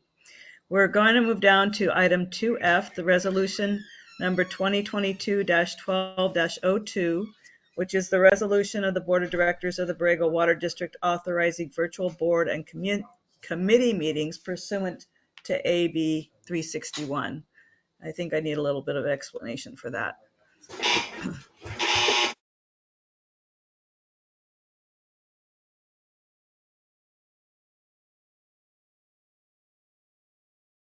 So is this something new, Steve? I don't know. My name's not next to this one, but No, that's you know, the as you virtual know, resolution. Same one. oh, go Yeah, ahead, same Jeff. as before. Sorry. Same as before. Okay. We normally have it on a consent calendar, but we didn't have minutes, so we didn't put it on a consent calendar. And God bless Esmeralda, she remembered, Friday afternoon, hey, do we need that virtual resolution? So we added it to the end of the agenda. So we need to do it to keep doing what we're doing legally. So. Okay, I just, because it was down in the items for board consideration, I thought maybe it was something different. Same thing. Yes. Okay. I'm very hopeful that at some point we will not need to have virtual meetings, but I will entertain a motion to approve resolution number 2022-12-02. I move that we approve the resolution to hold the virtual meetings. I hear a I will second. second. Thank you, Dave. Yes. Okay. So without further ado, I'm going to just call the roll to approve this resolution 2022-12-02. And Director Baker, Aye. Director Duncan, Aye. Director Johnson. Aye. I also approve, so we're good to go on that. Okay, moving down to item 2G, the Borrego Springs Subbasin Water Master Board report. Mr. Duncan. Well, as you know, there was a meeting last week on the 8th. It was also a town hall, which allowed community members to ask questions. I got to the town hall about halfway through it after my high school classes, and there was a pretty lively discussion concerning water quality, which I think bears maybe an almost inordinate level of importance to the community. It was a good discussion. I think people's questions were somewhat answered. I don't think everybody got the answers that they wanted. But the meeting itself, we had a discussion about the relationship between the Water Master Board and the TAC, and what was appropriate. There was been some discussion, as a requirement in the judgment. There's language that both the attorneys that I've talked to said is very clear that the TAC needs to meet in person with the Water Master Board on a semi-annual basis. There was some discussion about the differences between the Water Master and the Water Master Board, and the fact that the TAC is actually giving recommendations to the board that sufficiently fulfills that obligation. That kind of devolved into a discussion about the relationship between the TAC and the staff technical consultant. And there was some concern that the technical consultant, meaning a member of WestJO staff, providing the TAC to comment on their own recommendation, not allowing the TAC to develop its own recommendation absent of a recommendation through the technical consultant. So I think that there's going to be further discussion about the differences between the two and what is the appropriate relationship between Andy Malone and the TAC. He does facilitate the meetings. He certainly proposes an agenda, but they're not there. I think that the bottom line is that everyone agreed that the TAC is not there to approve or disapprove a recommendation from the technical consultant, but to develop their own recommendations. And those are kind of the highlights of the meeting. If anyone has any questions, I'll be happy to answer them.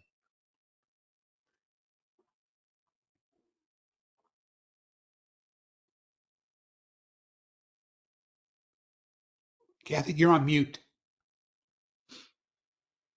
Thanks. I just was saying that I thought it was a good discussion to straighten some of that out.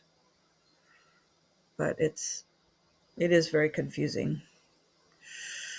I guess I have a question for Dave. I'm one of the people who's very interested in water quality, and you kind of commented that there's almost an inordinate interest in it.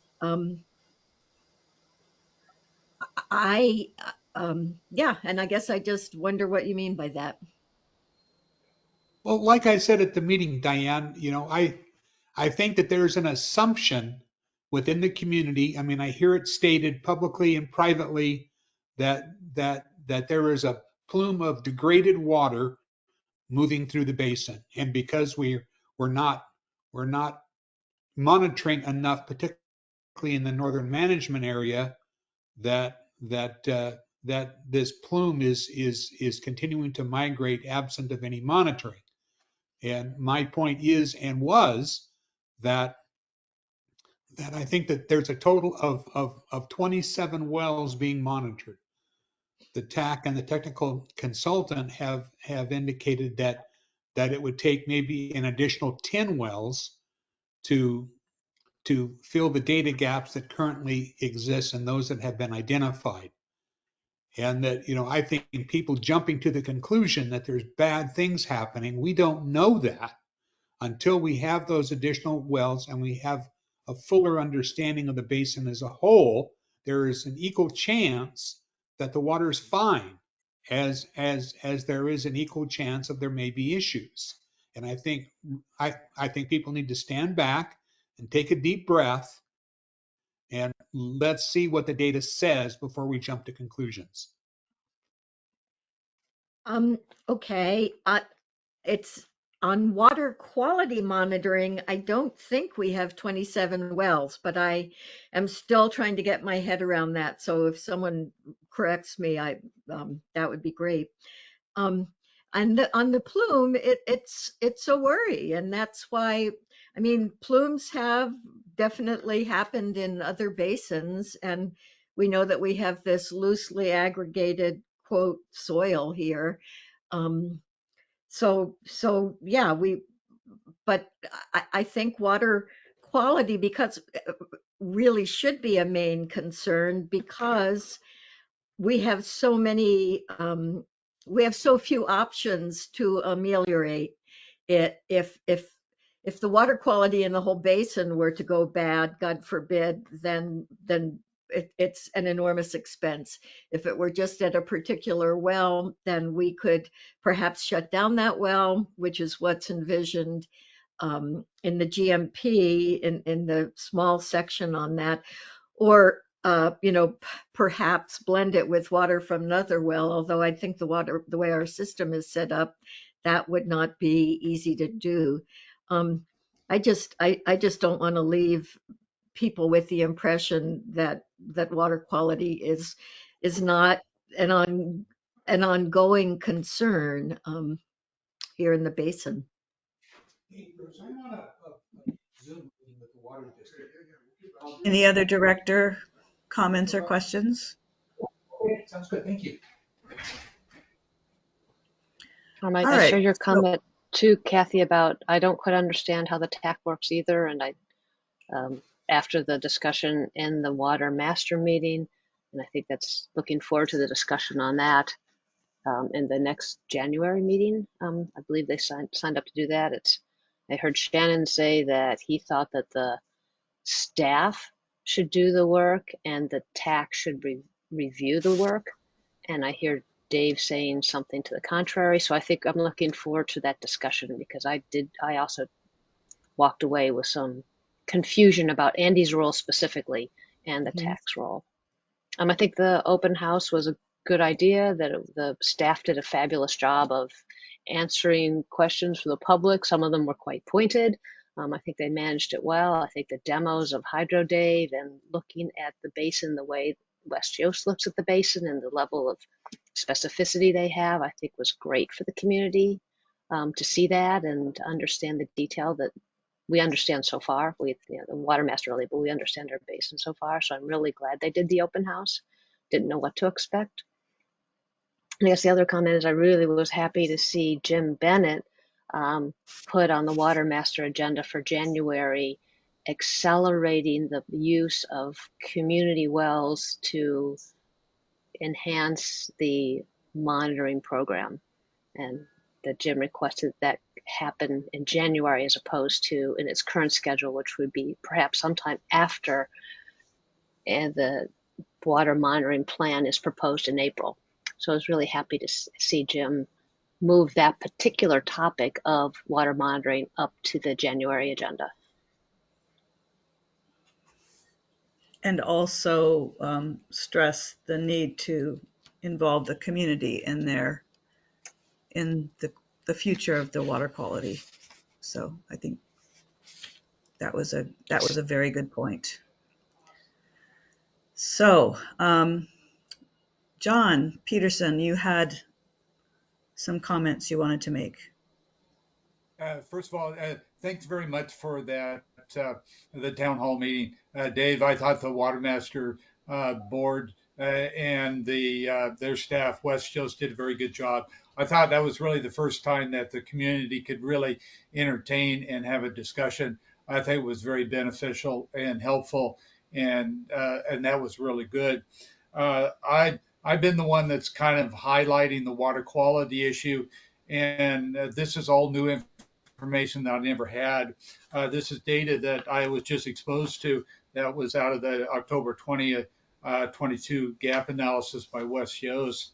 And the issue in the terms of water quality in the north part of the valley, I stumbled on it because there's some wells out there that was bad. And I'm sorry if I've misstated myself in the past saying that there's bad water moving toward us. I don't have a clue. The thing with science, the thing with monitoring is to be able to understand what in fact is going on in the system. But if in fact we have non-potable water up there, that concerns me, and that to me should be given high priority.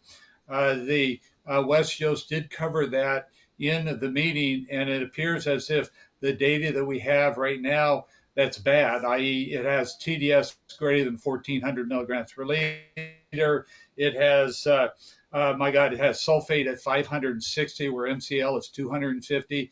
That is in one well, which in the past we used to call the Fortner number one well, that I brought back onto the monitoring system about 1984. Uh, in the terms of the extension of where it's going, yes, and we do have 27 monitoring wells, but the north half of the basin, we have three. They're all south, and our concerns are in the north area, which includes not the north management area, but also essentially almost half of the central management area too. So my concerns is not so much that we have bad water flowing toward us. Rather, I'd certainly like to know what in fact is going on and the data that we have is now 2 years old in the most recent data. We know that the data from 4 or 5 years ago that has gotten worse. The question at that time is, has it gotten worse over the last 2 years? We don't know. I did some checking. This is an agricultural well. The issue and the question is what you can use that water for. Irrigation for citrus trees, they recommend TDS being less than 700. Okay, the TDS up now is 1400. The maximum allowable is 1700. The data we have in that well is it's at 1400, and it appears to be getting worse, but we don't know.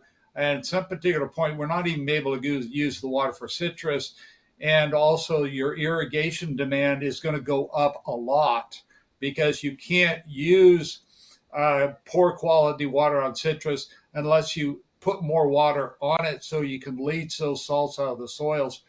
So those are all factors in the equation that require monitoring to understand what's going on. And I agree with you, Kathy, also in the terms of Jim Bennett's comments at the meeting is if in fact we've been doing something for a number of years and it hasn't worked, instead of staying with option A, we might want to work on option B in the terms of getting initial monitoring in. That's it. Thank you. Thanks, John. Any other questions or comments for Dave? Let's see. We have a update on technical advisory committee activities. Would that be Trey? Trey, do you have anything to update us with? And then there's also the water quality optimization plan, schedule, and content. I'm not quite sure if that's you as well, Trey. Sure. Can you hear me all? Yes. Terrific. Good morning. Yes, we submitted comments on the water quality data gap memo. I had a conversation with Andy about that about 2 weeks ago now. They're anticipating in January to release, based on those comments, but from us and others, the full draft of the water quality memo, which we will review. It's due to the court in April, and there'll be a TAC meeting. I don't believe a date has been scheduled yet, but my understanding is it's supposed to take place in January, and we will review and discuss the water quality memo. That's the update on the TAC. Any questions?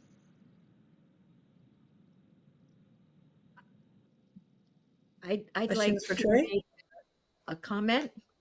Go ahead, Diane. Thanks. So Trey made a lot of points, suggestions ranging from being very specific and detailed to sort of higher level things in his comments to the water to Andy Malone, November 16th, I think it was that he sent that memo. The one that really caught my eye is that looking at trends in components, constituents of concern, Andy's approach was just to look, I think, since 2015. And Trey made the point that we should look at the longer term historical data because with specifically, I think it might have been ID 418. Trey can correct me. It has gone up a bit since 2015, but if you go back and look at the longer historical data, I think it's nitrates and TDS, but I'm not sure, that have gone up pretty notably since years before that. So that if you're only looking at the latest slice, the trend is not as noticeable. If you look at the longer term, it's a longer slant.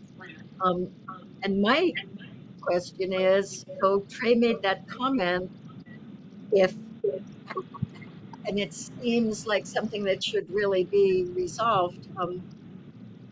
how will Andy handle that? And if he doesn't recommend that, is there something that BWD can do to say, wait, we don't think this is the way that this should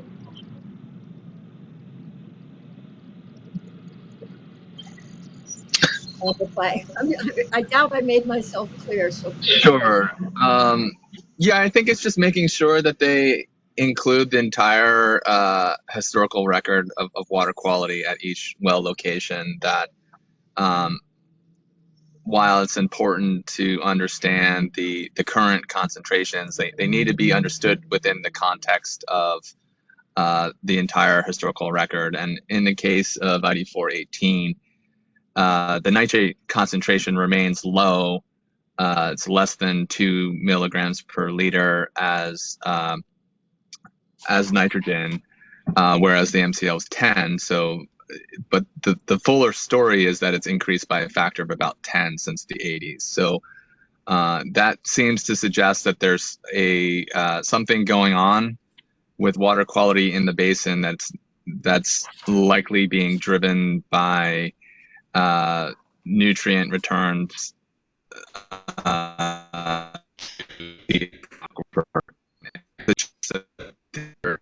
there is potential for it to continue to increase. So it's definitely a well that we're going to track closely. In terms of water quality, I think that it is going to be case by case and well by well. So we just have to monitor each well individually and make sure we understand which wells may have potential to be impacted in the future. But overall, the water quality the district serves is very high quality, doesn't require treatment, and in terms of the cost to the districts and the district and the ratepayer, we want to make sure that we can avoid treatment in the future if that's the case, because it costs a lot of money. So, sort of an additional concern wrapped around this that maybe Steve can advise us on is if when we see the Andy's version of this technical memo on data gaps, if it's not using the full historical data, what can BWD do about that? Should we try to be officially on the agenda to talk about this at the next meeting so that we're not just given the 2 or 3 minutes that the public are given? How how do we wrestle with this in effect within the procedures that have been set up?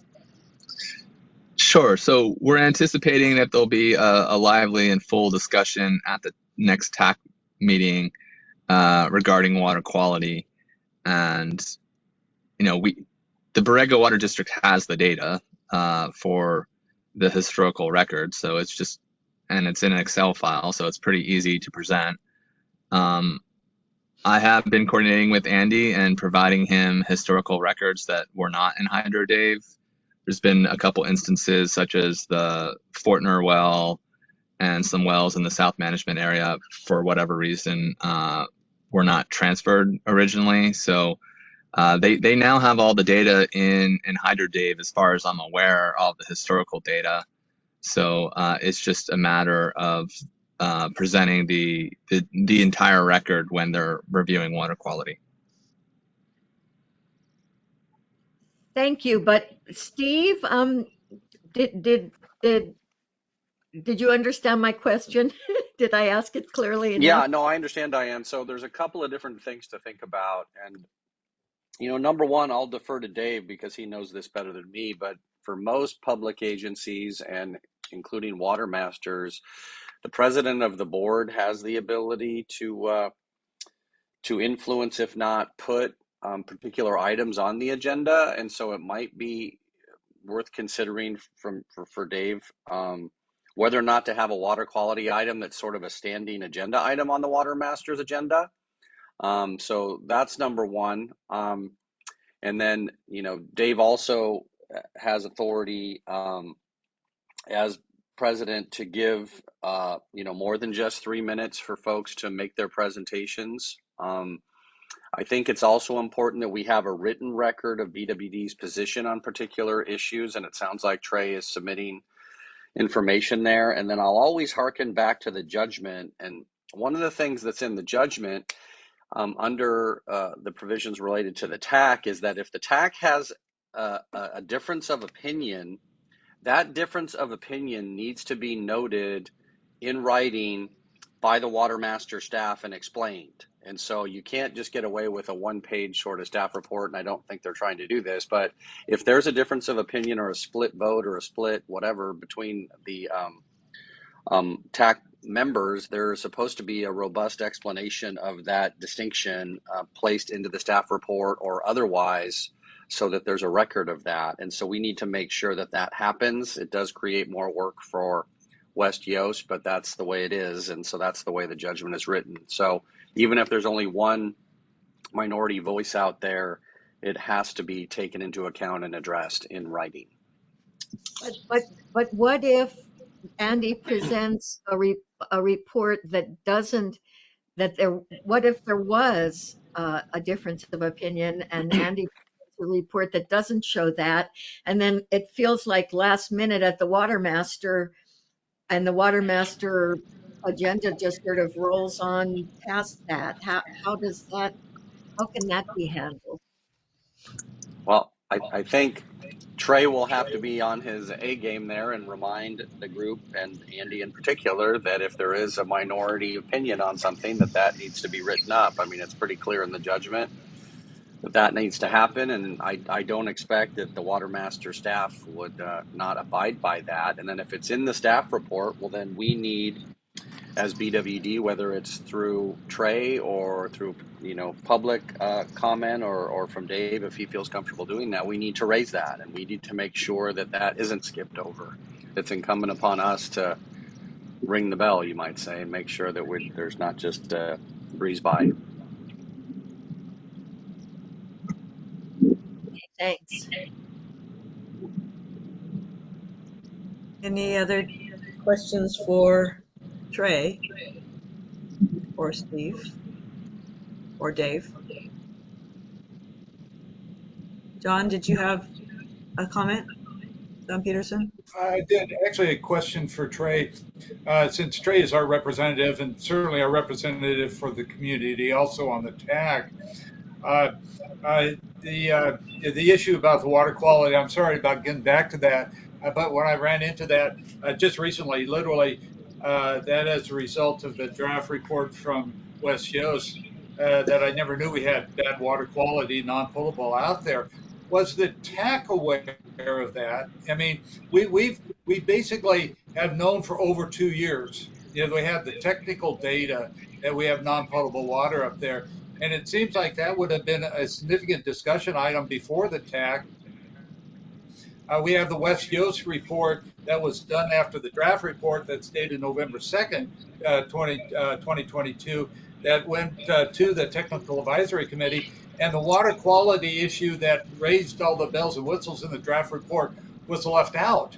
There was no notification even to the TAC that we could have a major problem. So I'm just confused. I don't understand who's dropping the ball. And we've spent 2 years on deciding that if we want to study something, that we already have data saying it's already bad. So I don't understand.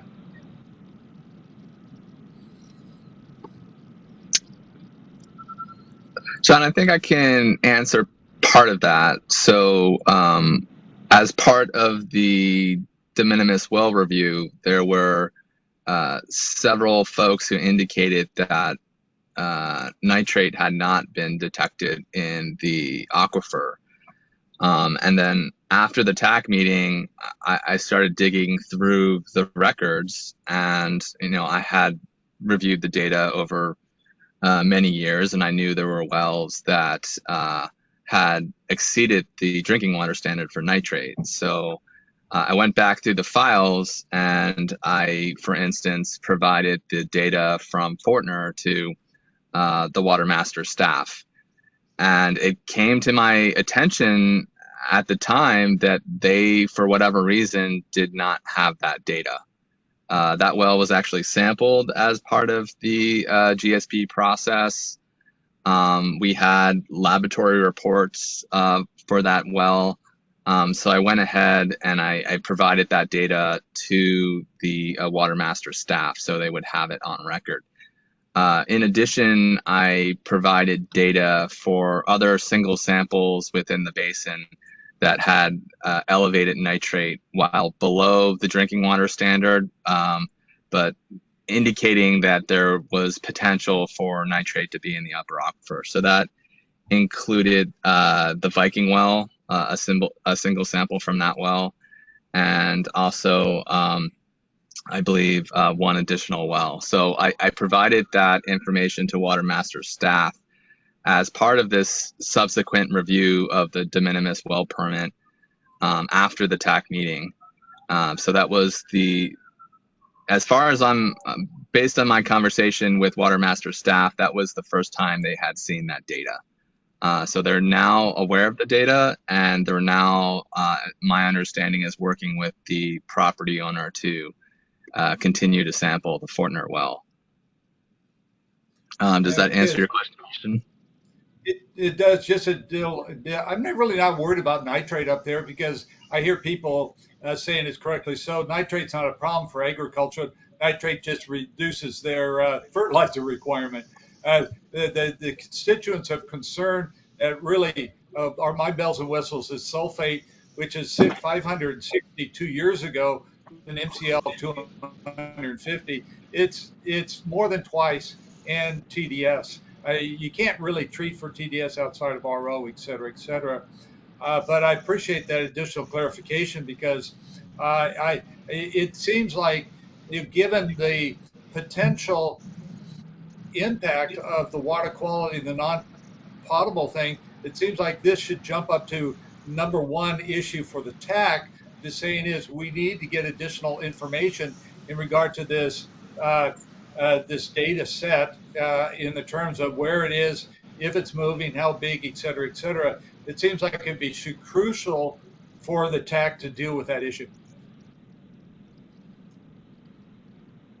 Agree. And to get the TAC to deal with that issue, I think we would have to get the Water Master Board to direct the TAC to deal with it, right? That's the way the power flows, as it were. Um, and I think that's a question for Dave and for Steve. And I think we need to figure this stuff out. Was that a question, Diane? It sounded like a comment. I well, it is a question. If we want the TAC, it is a question. What's the flow chart of management, I guess, which I'll call power as a shorthand. If we as BWD want to be sure that the TAC looks at some of this well data, for example, and Trey isn't sure if other members of the TAC had seen the data that he gave to West Yost, to Water Master staff. If we want to try to get the TAC to review that, then we have to get the Water Master to direct the TAC to do that, because the TAC doesn't operate independently, I don't think, in deciding what its activities will be.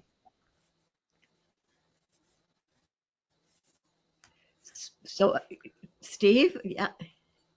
Well, again, that it's, it is up to the Water Master Board to give direction to the TAC about what are they to consider. And certainly, I think the TAC brings forward, if I understand correctly, each year recommendations about what their work plan should or will be, but it's up to the Water Master Board to give them specific direction about whether they agree with that work plan, want to make adds to it, or even have any time during the interim period, during the middle of the year, the Water Master Board can direct the direct the TAC as to what questions they want answered or what data they want them to review and report back on. So it's just up to the Water Master Board to give direction as to what is needed. And certainly, sort of the overlay on this is that, as Trey sort of just described, is the water quality monitoring plan is due very quickly and it has to be submitted to the court. So there's any corollary issues related to that. Those should be in center focus for the TAC, and I'm sure Trey would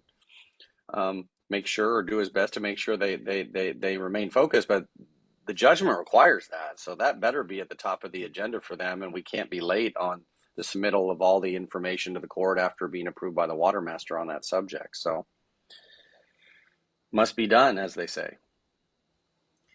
So Dave, what's your comfort level on having some direction made to the TAC on this issue? Are we talking another letter? Are we, what would, in your mind, work in terms of making this request of the water master? Well, I think certainly, a letter to request something be agendized would be helpful. But I think that we need to be specific about what we're looking for the TAC to do. It's one thing to create a water quality monitoring plan. It's another thing to take action once you've identified a problem. I mean, in my mind, those are kind of two separate issues. So if a problem exists, then I think that there needs to be recommendations not only from the TAC, but from the technical consultant as to what course of action the board takes.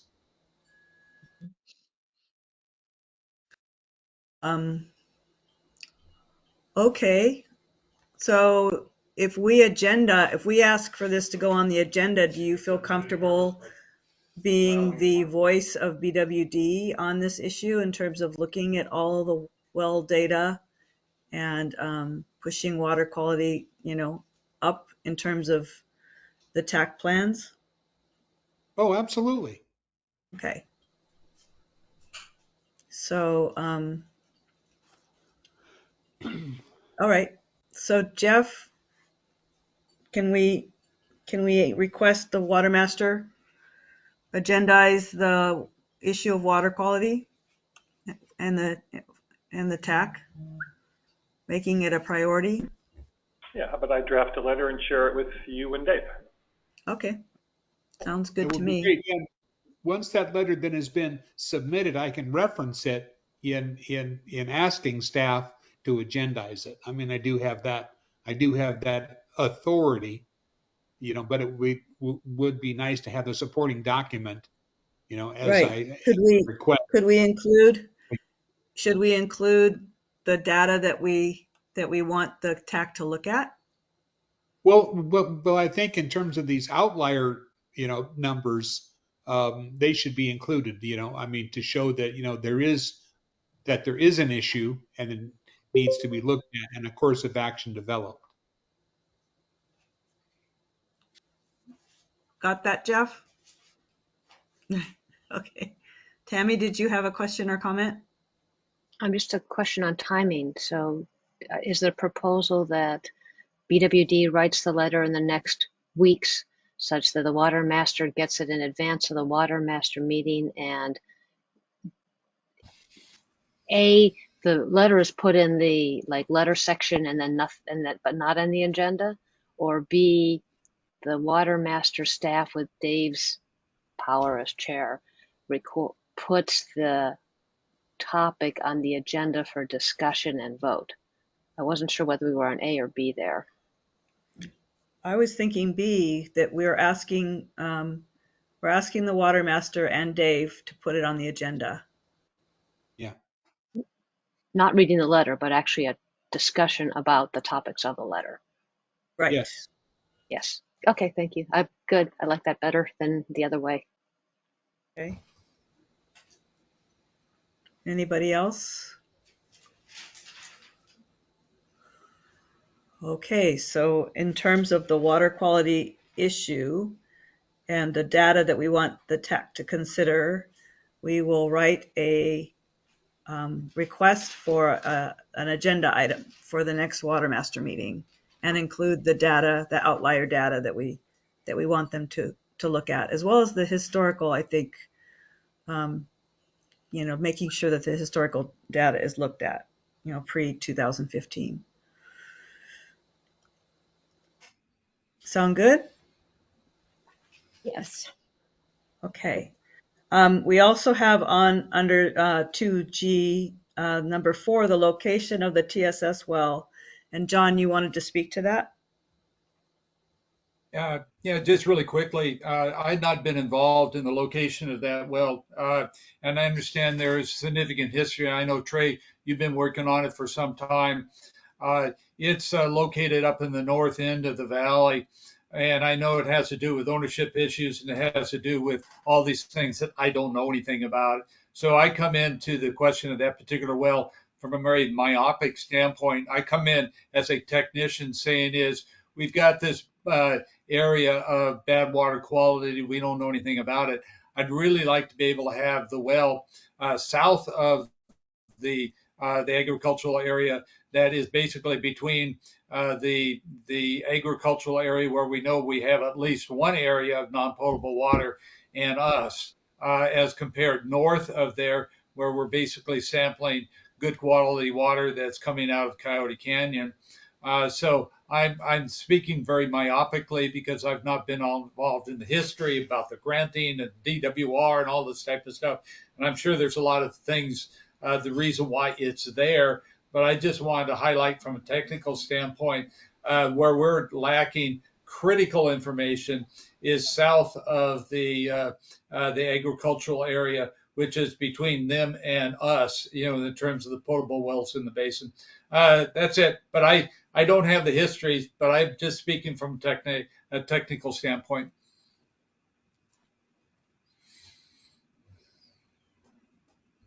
Okay. I heard something in the wind about the location of the well that we're working on, and that it's not in a good position to test for the kind of quality that we're looking to test. Is that the issue? Specifically, I agreed. Okay. And Jeff or Trey, do we know that if we move where we're going to put this well, that we're risking the grant agreement if we consider another location?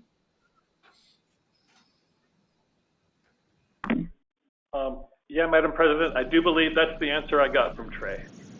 I did send a couple emails to Trey, even suggesting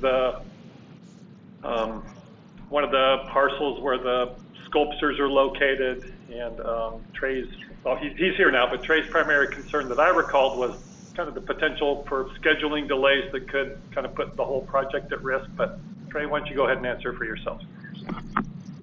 Sure. So we've been working closely with Department of Water Resources. They're actually supposed to go out in the next 2 weeks to do the site visit for environmental to clear the CEQA hurdles on their end.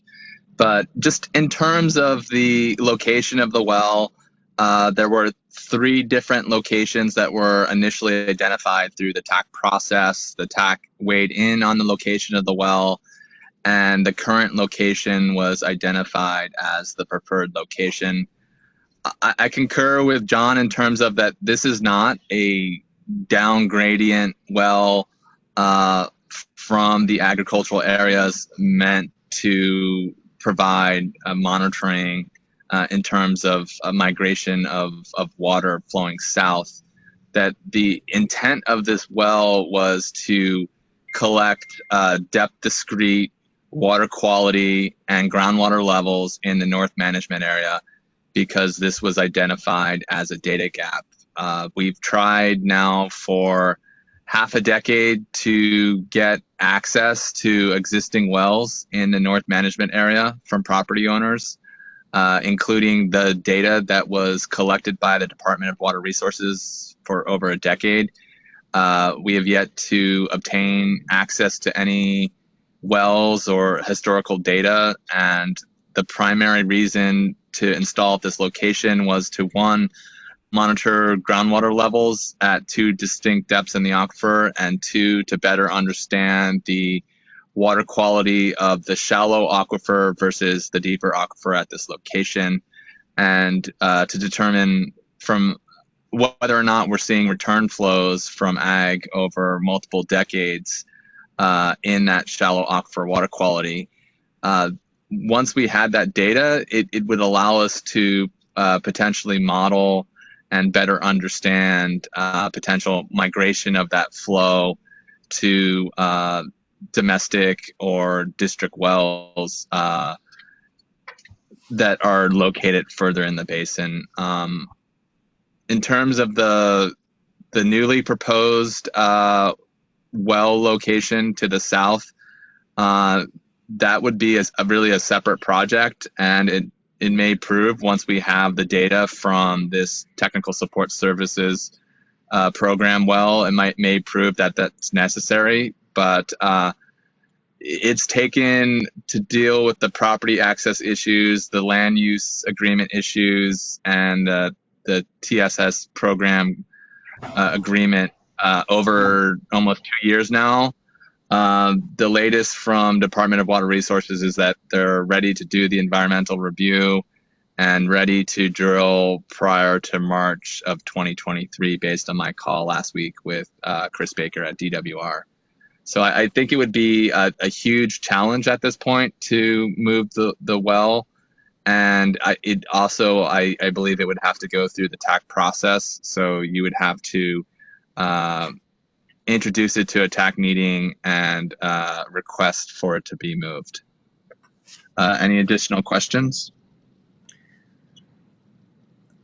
Personally, Trey, I appreciate the clarification on the purpose of the well. That really helps a lot.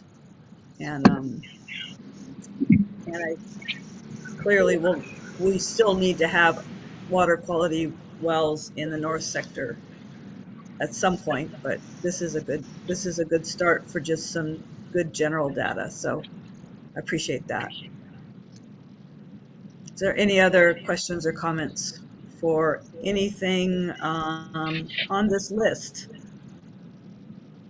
for the water master? I have a question, Kathy. Okay, go ahead. It's with regard to the TSS grant itself.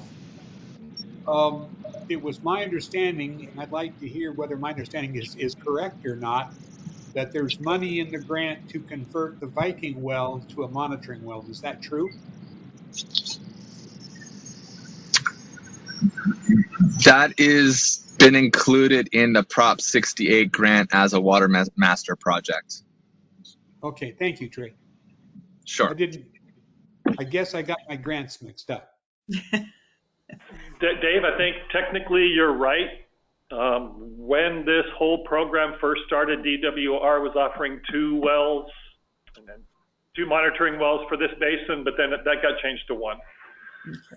So that there were times when there were discussions about more than 1 well being part of this project.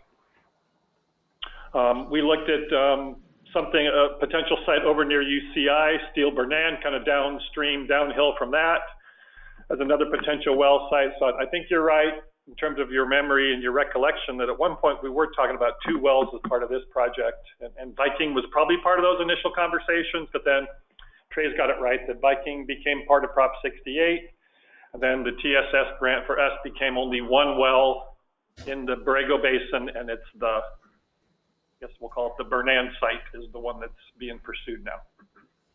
Okay, thank you, Jeff. Thank you, Trey. I appreciate your being available this morning. And if there are no other questions, we will continue with our agenda. Thanks again, Trey.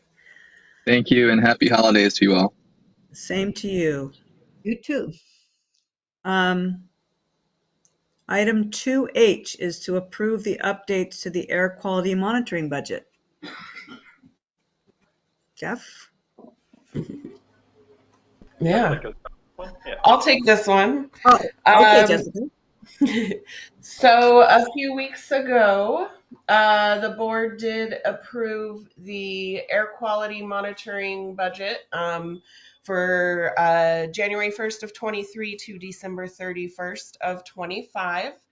However, me and Jeff got an email from Zinder at the end of November stating that that was not the correct final budget. And there's actually about a 10% increase over the 3-year term. They had failed to include benefits for the data technician. So Jeff and I just wanted to, in the spirit of clarity, bring it back to the board to get reapproval on that. We did include in the package the original budget and then the revised budget. And that difference is what, Jessica? It is about $9,000, 95 ish, 9,500 ish. So over 3 years, it's about 3,000 a year. Okay.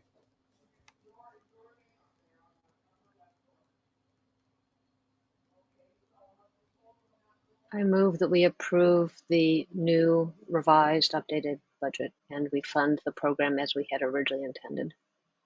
And I will In second for that. in for a penny, in for a pound. Right. Okay. So we have a motion on the floor to approve the updated budget that includes benefits for their technician. Is there any discussion? Well, I have one clarifying question, and this issue came up at the Water Master Board meeting. Jessica, does our check go to the endowment fund or does it go directly to UCI? It goes directly to UCI. In the past, the endowment fund has paid BWD, and then BWD has given that to UCI. Okay, thank you. Mhm. Any other questions, points of discussion? All right. I'm going to call the question. So the motion is to approve the updated budget for the air quality monitoring. Director Baker, Aye. Director Duncan, Aye. Director Johnson, Aye. and I also approve. Motion carries. Thank you. So we're still good to go, Jessica. Thank you. All right. Moving on to further down our agenda, Section 3, the board committee reports as needed. I wanted to make a note that we have a new ad hoc committee, the Borrego Springs Basin Water Quality. Once again, Tammy and Diane have agreed to take this on, carrying the water, so to speak. And I appreciate your stepping up to this very important topic. So thank you for, we have quite a list of ad hoc committees going. And we also changed the Prop 68 ad hoc to include implementation. So that is still ongoing. And does anybody have anything to report on any of these committees? Diane and I attended the Aqua Fall Conference in Palm Desert, actually was Indian Wells. And I have to say that it was quite ironic that it was held at this resort that was surrounded by trees and water features and golf courses, and it was very interesting. We attended the District 10, which is the district we're in, meeting and heard all the reports. One of the big focuses for Aqua as a whole, for the state of California as a whole, is water recovery. I mean, like water recharge, stormwater management,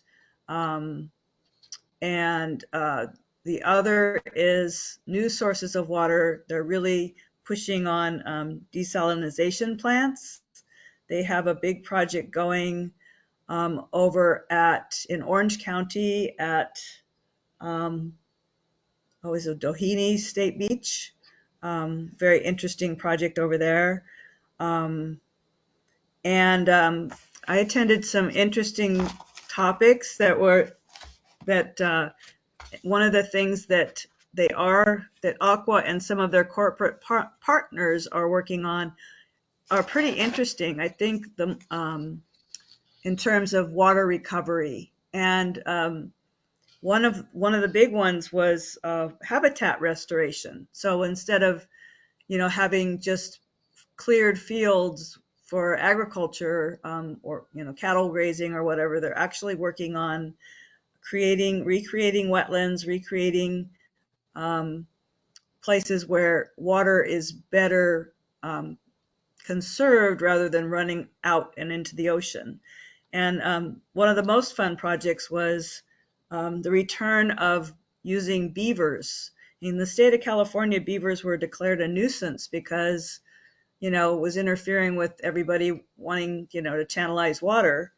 Now they're recognizing that that beavers are great for creating wetland habitat. So they're putting beavers back, at least in Northern California so far. So there's a few experiments with that. The other thing, and of course that doesn't have a lot to do with what goes on in the desert, but one of the things that was talked about in terms of how do you get the message out to people about water? That was an interesting discussion too. And they were basically suggesting that using the word conservation, water conservation and, California, conservation is a California way of life. It's been talked about and talked about and talked about. So it's kind of like a word that's not heard anymore. And so that we need to change up the message.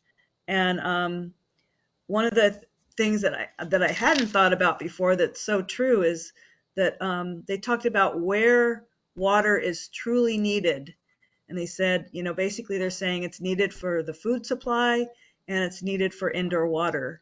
And so that seemed, and there was a lot of really interesting ideas about converting gardens from, there's one, the city of Long Beach Water Department had a program where they're granting people or providing grants for people to take out their front yard lawns, because obviously when you still go through all the places in California that front yard lawns are a big deal. So converting front yard lawns to water or native plant gardens, and I heard some similarities to what we've been talking about, and also butterfly gardens, which I thought was kind of interesting. Anyway, there were a lot of really collaborative ideas with to get the communities behind better use of water. And Diane might want to put in something too, but there's another toolkit that Aqua's providing that I think everyone should check out. It's got some good videos and some good tools, and it's called Quench California. So I think it's Quench, QUENCH, capital C, .com. I think it's a toolkit that's well worth checking out. I would highly recommend it. Anyway, Diane, did you have anything you wanted to add? Hi, yeah, sorry my connection got dropped, so I'm on the phone now. I have just sort of random notes, and I've just picked most important ones for people to stick in the back of their minds, I guess.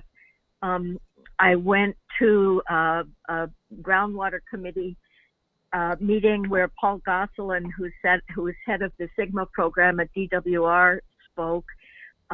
He said that the 5-year review, DWR will be looking at progress on plans and management action. So that's kind of starting to come right up. On our de minimis fill and seal.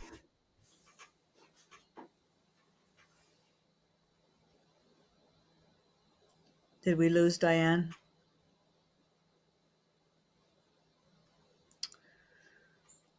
Okay.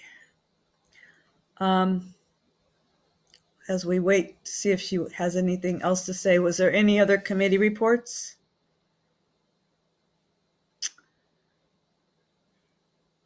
Okay. Anyway, I think we appreciate the BWD sponsoring Diane and I to go to the Aqua meeting. I think it was really worthwhile. Met a lot of interesting people. We've got some new contacts at the Coachella Valley Water District and some other water districts. So and I learn a lot every time I go. Let's go on to if Diane has something she wants to add, she can send around an email to all of us. Let's go down to Thank you, section 4. Kathy. Oh, Yeah, thank you for that update. That was really interesting. I yeah. appreciate Well, there's quite a lot that goes on at those things, and it's Diane, are you back? Yes, this time my phone call dropped. Okay, I'll be just can you give us super quick. just like a minute review, and if you had more, you could send an email around. Okay. Gosselin commented that the next round of funding for Sigma implementation will probably be the last big one. Let's see. A big thing that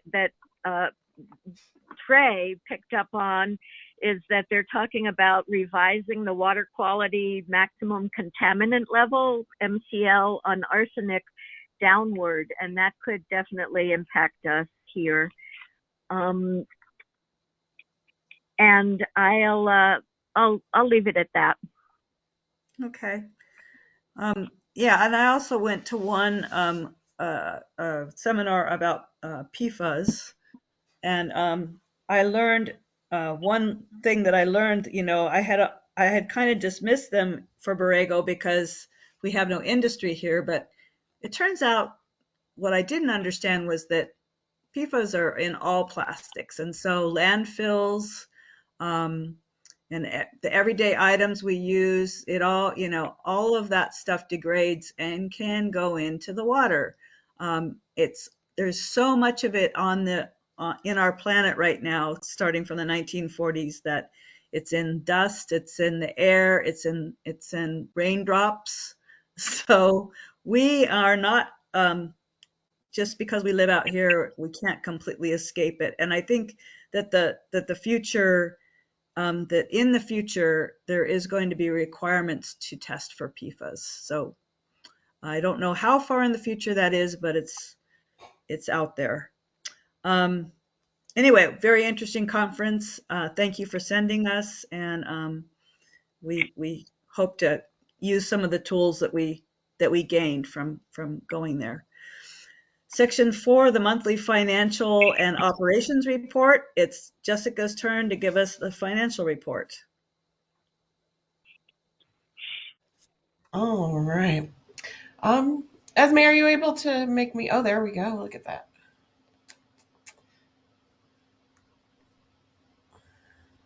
All righty. So, since we did not have our second meeting in November, we are getting our October financials today. We still don't have all the vendor payments in from November, so November will come in January. But we'll make it quick. So our cash on hand at the end, let me verify. Can you see my screen? No, can you? Yes. Okay, cool. Sorry. Just wanted to make sure. So our cash on hand at the end of October was just under 7 million, with about 1.5 in the bond funds. And then let's see, our revenues for October, on the water end, they were a little low, about 363,000. We did see a noticeable shift in consumption, a lot less irrigation, uh, most likely due to the rains. But we'll look at our sales reports later on the agenda. Not so So much rain, total, but maybe cooler weather too. yes, that Yeah. too. Um, so gross income was about 419,000 for October. Going into our operations expenses, we did have some extra lab work for the 3-year sampling on well 20 and 5. We had one less fuel delivery in September, so we caught that one up and it got bumped in October. Our legal was a bit high. We did have a couple closed session items that they're working on. Also, it seems now that the COVID forgiveness period is over, we're seeing some of our customers go into bankruptcy. So BBK is keeping an eye on those particular accounts. We are trying to be careful and only spend our time on the accounts that have a large balance, so we don't, spend more on legal fees than the outstanding amount is worth. And then we did have some staff vacation hours catch up, which brought our salaries a little bit high. And we did pay our debt service in October, so that was one of our 2 payments for the year. And on the Watermaster end, the technical items, we had about $7,000 on that contract, which you'll see in the Watermaster detail coming up here. So even, our net income was in the red, 725,000, but we did pay about 866,000 in debt service payments, which was budgeted for. On the CIP end, we paid Brax for their work on the well 9 rebuild, about 78,000. We completed the movement of that electrical line at the gravity main project in front of La Casa. So I think that was the last outstanding task on that item. The crew got some accessories for the new pickup truck and just some work on the fencing at well 15. Getting to work on the Prop 68 and the tank and motor grants. Some prep work was done on those. And that was where the money was spent in October. We were left with just under 6 million in our unrestricted reserves. And yeah, that's the cash flow report. On the balance sheet, now that Neil and I are making progress on the audit, I did go ahead and finalize the journal entries on some capitalizations and the fiscal year 22 depreciation calculation. And then we see a big change when it comes to the debt service payments. Not much else would account for those big changes there. A list of all the payments to vendors over $1,000 for October, and then a list of all the checks that were cut in the month or for expenses in the month of October. And then here we have our Watermaster recap. So the October amounts, if you look at the 1031, it breaks out the different tasks that Intera was working on. So that was about 6,800 in additional tech support on that one. So we are keeping an eye on that bucket. And just a list of all the bond fund payments to date. And Those are the October finance reports. Does anyone have any questions or anything?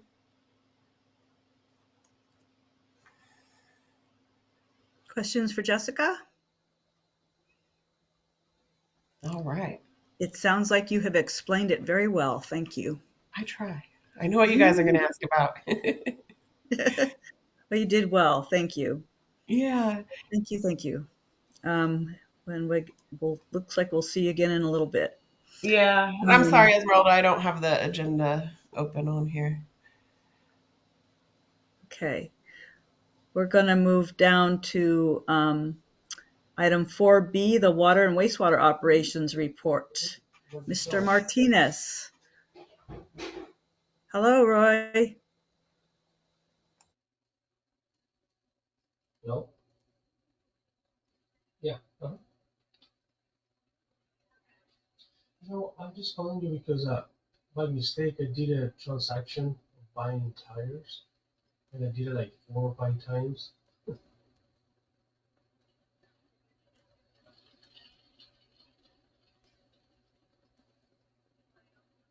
Mm-hmm. Sounds like you took a call. Maybe he's on the phone. Roy? Okay, so I'm fine. Okay, we're gonna is Alan available for the operations staff report? I do not see him. Okay. Do you know of anything in that category, Jeff?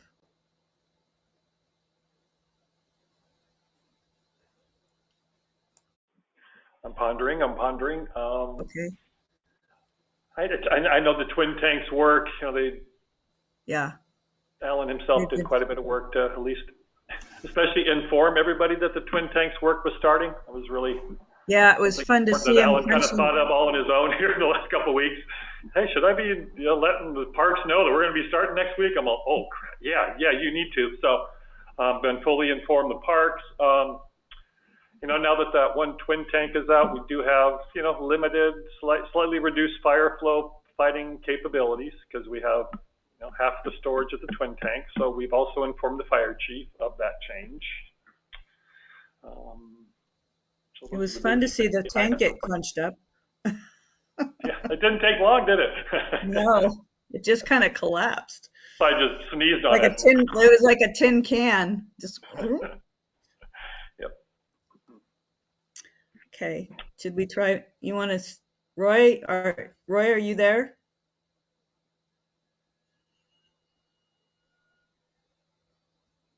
You want to text Oh, him up, Roy?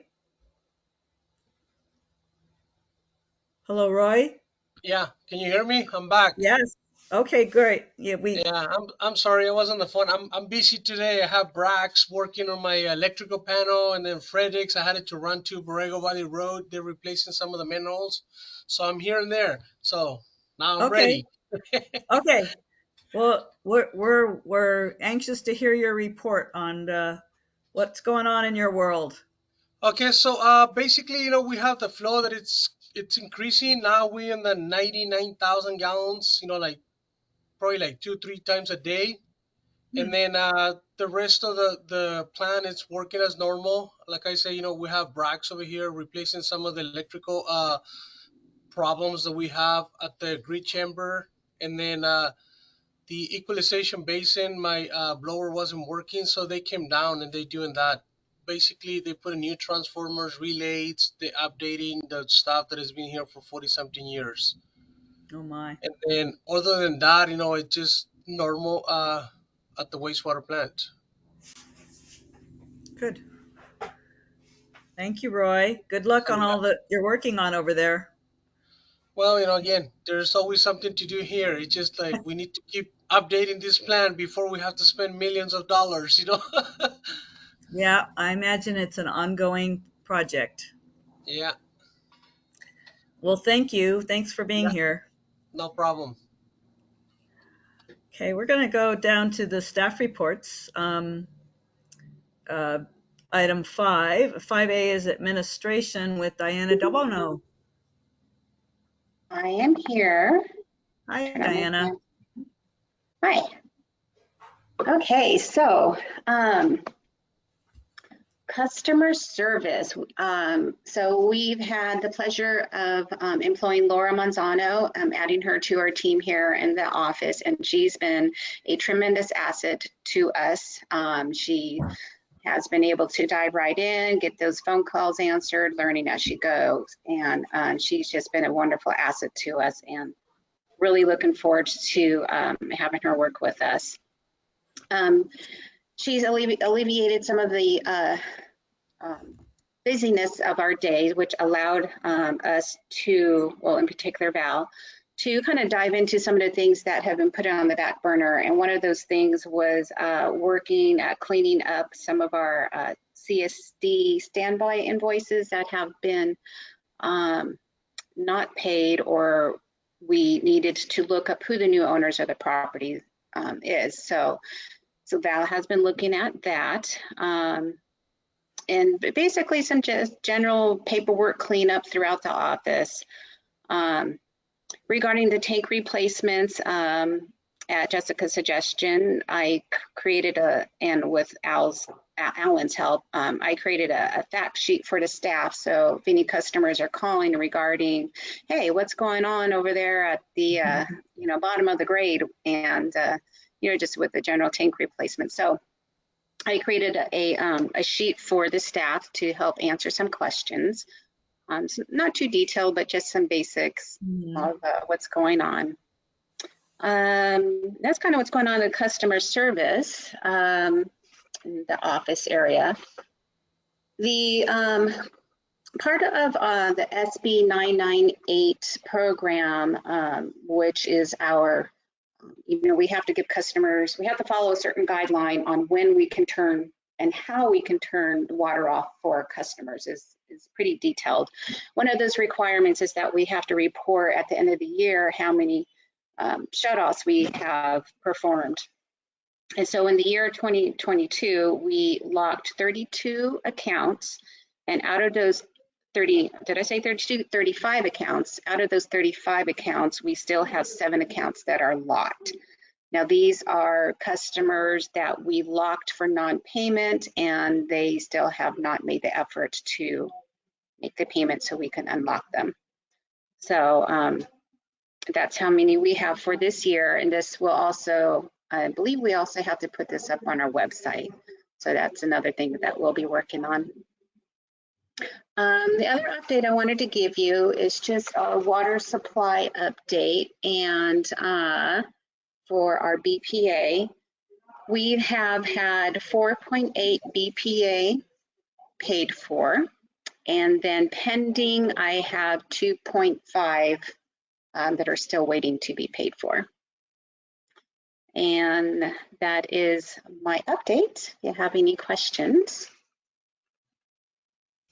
I appreciate the idea behind having an information sheet for the tank. That was a good idea. Thanks for following up on that.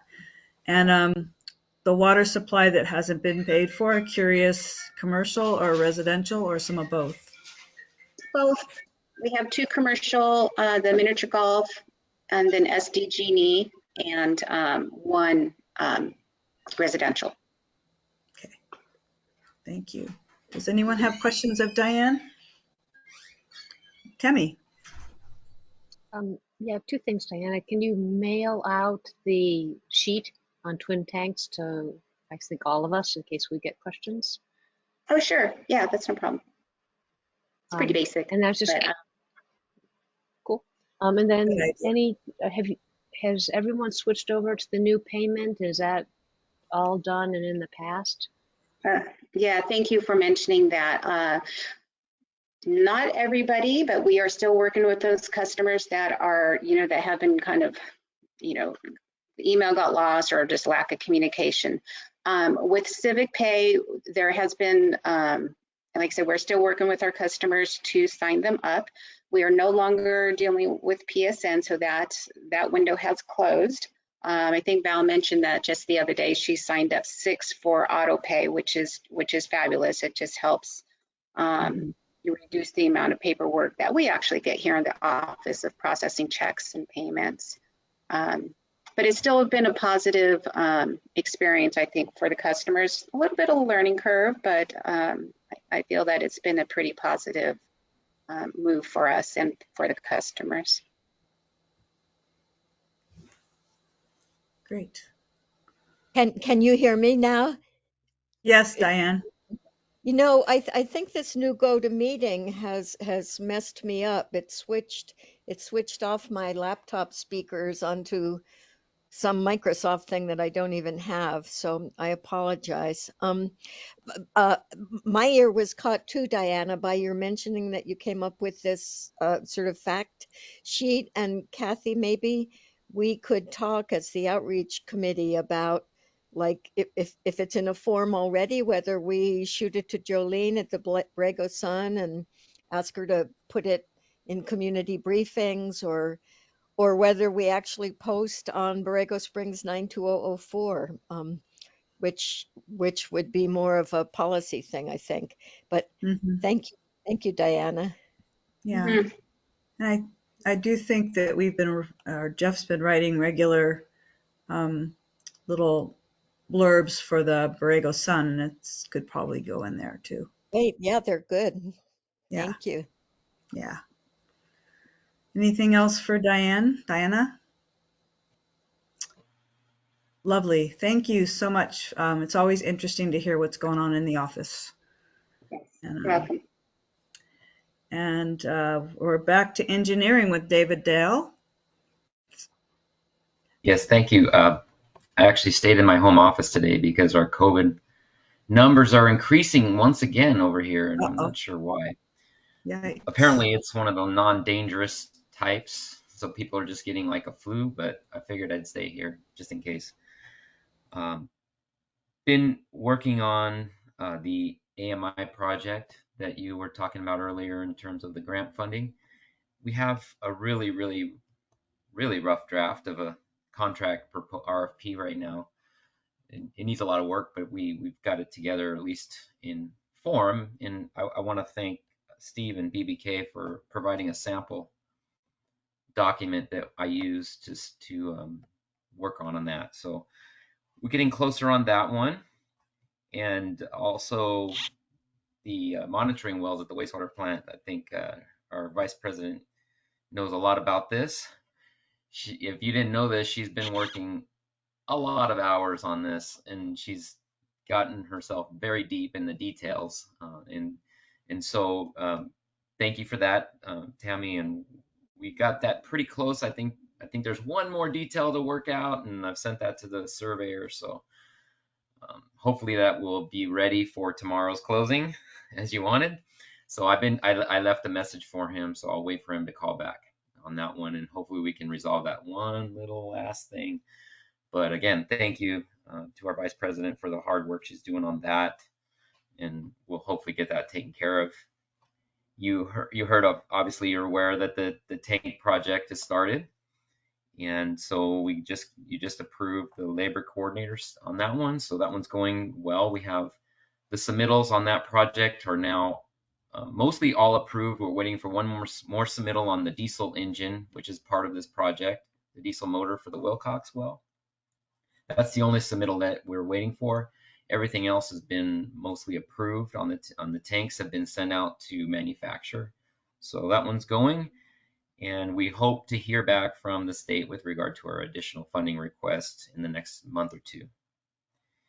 We're also started the project to replace the 4-inch conduit at La Casa, as we talked about in the past months, of getting that safely underneath and past the sewer system that we just replaced near there. That one is been designed, and Fredericks is doing that project. Hopefully that will get the permit very soon and start that. And then you heard last time also Rove has finished the water pipeline for SDG&E, and I think this week we're going to be finishing with the paving and can complete that project. So that's my report for the past month's activities, and I'd be happy to answer questions.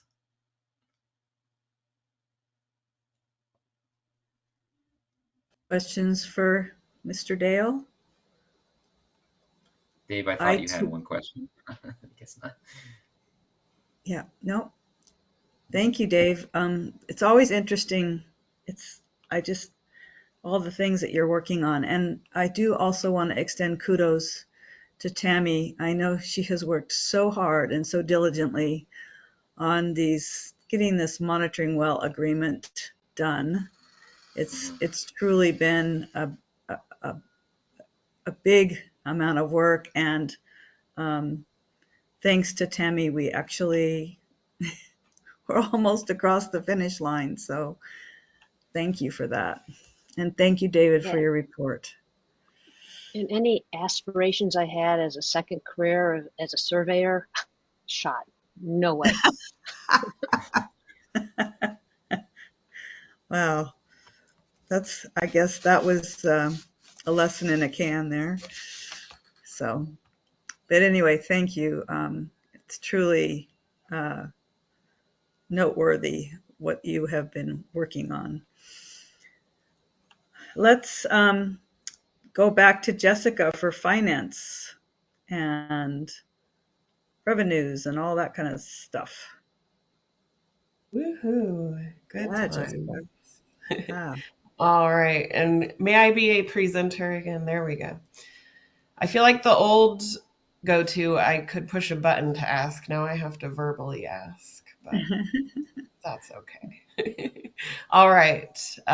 So just to recap on revenues, we have not presented this report since September, reflecting data through August. So we have a couple months of fresh data for you guys. Just looking at the water sales for the month of October. So on our little graph there, so let's see, September we did 384,000, October 364, and November about 327,000, and that's just on the water end. So those numbers are down here. We do have a slight overall decrease from the prior year. Probably an average of about, less than 5%. So nothing too alarming, but we're keeping an eye on the trends. If you look at our trajectory of this graph here, looking at the past 5 years together, it seems to be, roughly following our normal patterns. On the consumption, it is low. We are doing, we do have the drought messaging that has been out there, not just from our district, but from the state.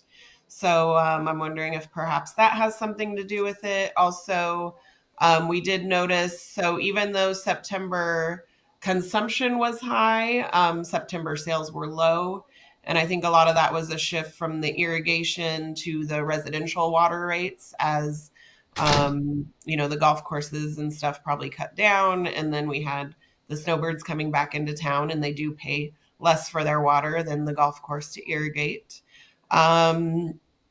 So we are, following our historical pattern there. If you look at the 3-year average, these past year is the blue line.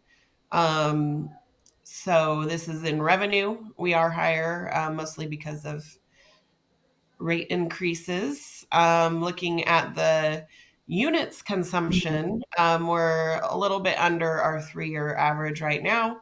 But, from February to June, we were above. So, over the year, it might all balance out. Sewer, pretty steady there. Not much to say. Everybody pretty much gets the same bill every month on the sewer. And then just looking at our total numbers, how much was billed is this revenue column here. And then how much was received is this receipts column. So, people have been, in general, catching up from the COVID period, which we'll just jump right into. So this is the any accounts that are 30 days or greater past due at the end of the month.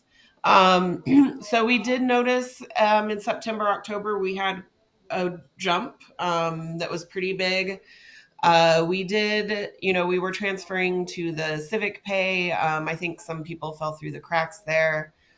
And then in November, it did drop slightly.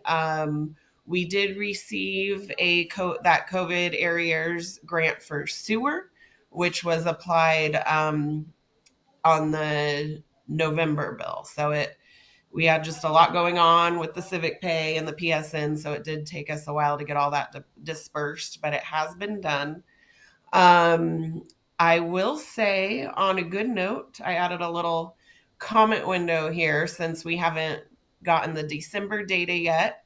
But now that we do have our part-time helper up there, they have been focusing very heavily on collections the last couple weeks. So on December 2nd, 47 red tags were issued. A lot of those people were people that were on PSN and just ignored our emails or live in a tunnel. I don't know. So once they got the red tag, they were like, oh, my PSN auto pay isn't happening anymore.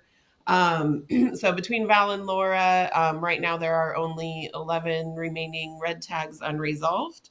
And since December 2nd, we have collected over 38,000 in past due amounts. So as of today, our arrears are about $58,000. So congratulations to them for that. It's awesome to have the help and to get all these little things done. So I think those were my sewer and water revenue and delinquencies reports. Any questions? Tammy. Tammy. You mentioned that water, just is BWD water used to water golf courses? Which ones? We do. We do supply irrigation rates to Borrego's. Well, they don't have a golf course, but Borrego Springs Resort, Rams Hill, Dianza. I know a lot of them have their own irrigation wells, but there's certain meters in our system that are larger that go to these commercial entities that are marked as an irrigation rate. As for getting on the ground and going out and verifying that is exactly what that water is being used for. Some of the data in our system might need some auditing, but that's what we have it classified as in our system. Do you have a sense for how much of our water goes to irrigation? Yeah. Let's see. I do have my reports. We can look at our consumption by class report. So for November, for example, we sold a total of 44,000 units. About 6,000 of that was considered irrigation. 4,000 was considered commercial. That would be like the mall, any of our commercial customers. And then about 27,000 was for just residential. So on the irrigation, I think Christmas circles also in that bucket. There's a couple more. I'd have to pull up the detailed list though. Okay, thanks, Jessica. Mm-hmm. Anyone else? Thank you, Jessica. I love the graphs. They're just Thank you. picture says 1,000 words. Anyway, thank you so much. Thank you. And last but not least, we have Jeff. General Manager's report. Yeah, how about a little recap on our town hall? First of all, I'd like to thank everyone here at the staff level that helped make it happen. Esmeralda, Jessica, Diana, everyone. And thanks to the board members for attending and making it a smashing success. I guess I will apologize to Jessica about the technical snafu. I thought I had everything figured out except for Seco. Diane had been talking to Seco, and I just never thought of, hey, Seco, can you send me your slides before the event? So I did that with everyone else except Seco. So Jessica, I apologize. Yeah, I definitely won't let that happen again. And then I think kind of from the bigger picture perspective, even before the Water Masters open house, I don't know, I just started getting caught up on the name of the event, like a town hall. If it really was a town hall, these would be issues that kind of go beyond water itself, and maybe SDG&E or fire department or SVPs or other community related issues should be had if it was truly a town hall. So I'll talk to the outreach committee between now and next year's event, but I'm thinking more of an open house and maybe even a water week or something in Borrego where we do a little bit more interactive events with the community.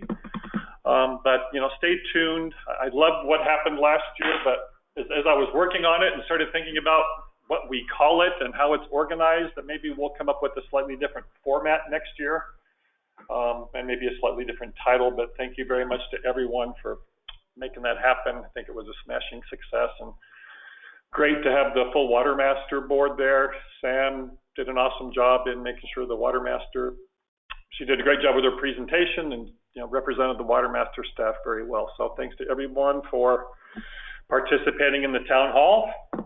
There we go, another year is over. But then, like I say, next year maybe we'll rethink some of the titling and maybe some of the events that go along with the town hall. And I think that's it for me. If anyone has any questions, I'd be happy to answer them, but I think that's it. Any questions for Jeff? Not that we don't talk to you all the time, Jeff. But okay. Well, I would like to wish everyone a happy holiday, happy holidays. There's 2 coming up. Holiday celebrations and the brand new spanking year 2023 are coming up. So hope everyone enjoys their time away. And our next meeting will be held on January 10th at 9 a.m. It will be held online, I think. Although our agenda says will be available in person and online, but I think we're still all online. Yeah, that might have been a leftover from the town hall agenda that I had. Yeah, I'll fix that. Yep. I know it's wishful thinking. I love the idea, but we're still virtual. And as for the board, we will be going into closed session. How about at 10 after 12? Does that work for everybody? It's 12:02 now. Does that work? Yes. We good? Okay. Thank you, everyone, and we'll see you in the new year. Thank you.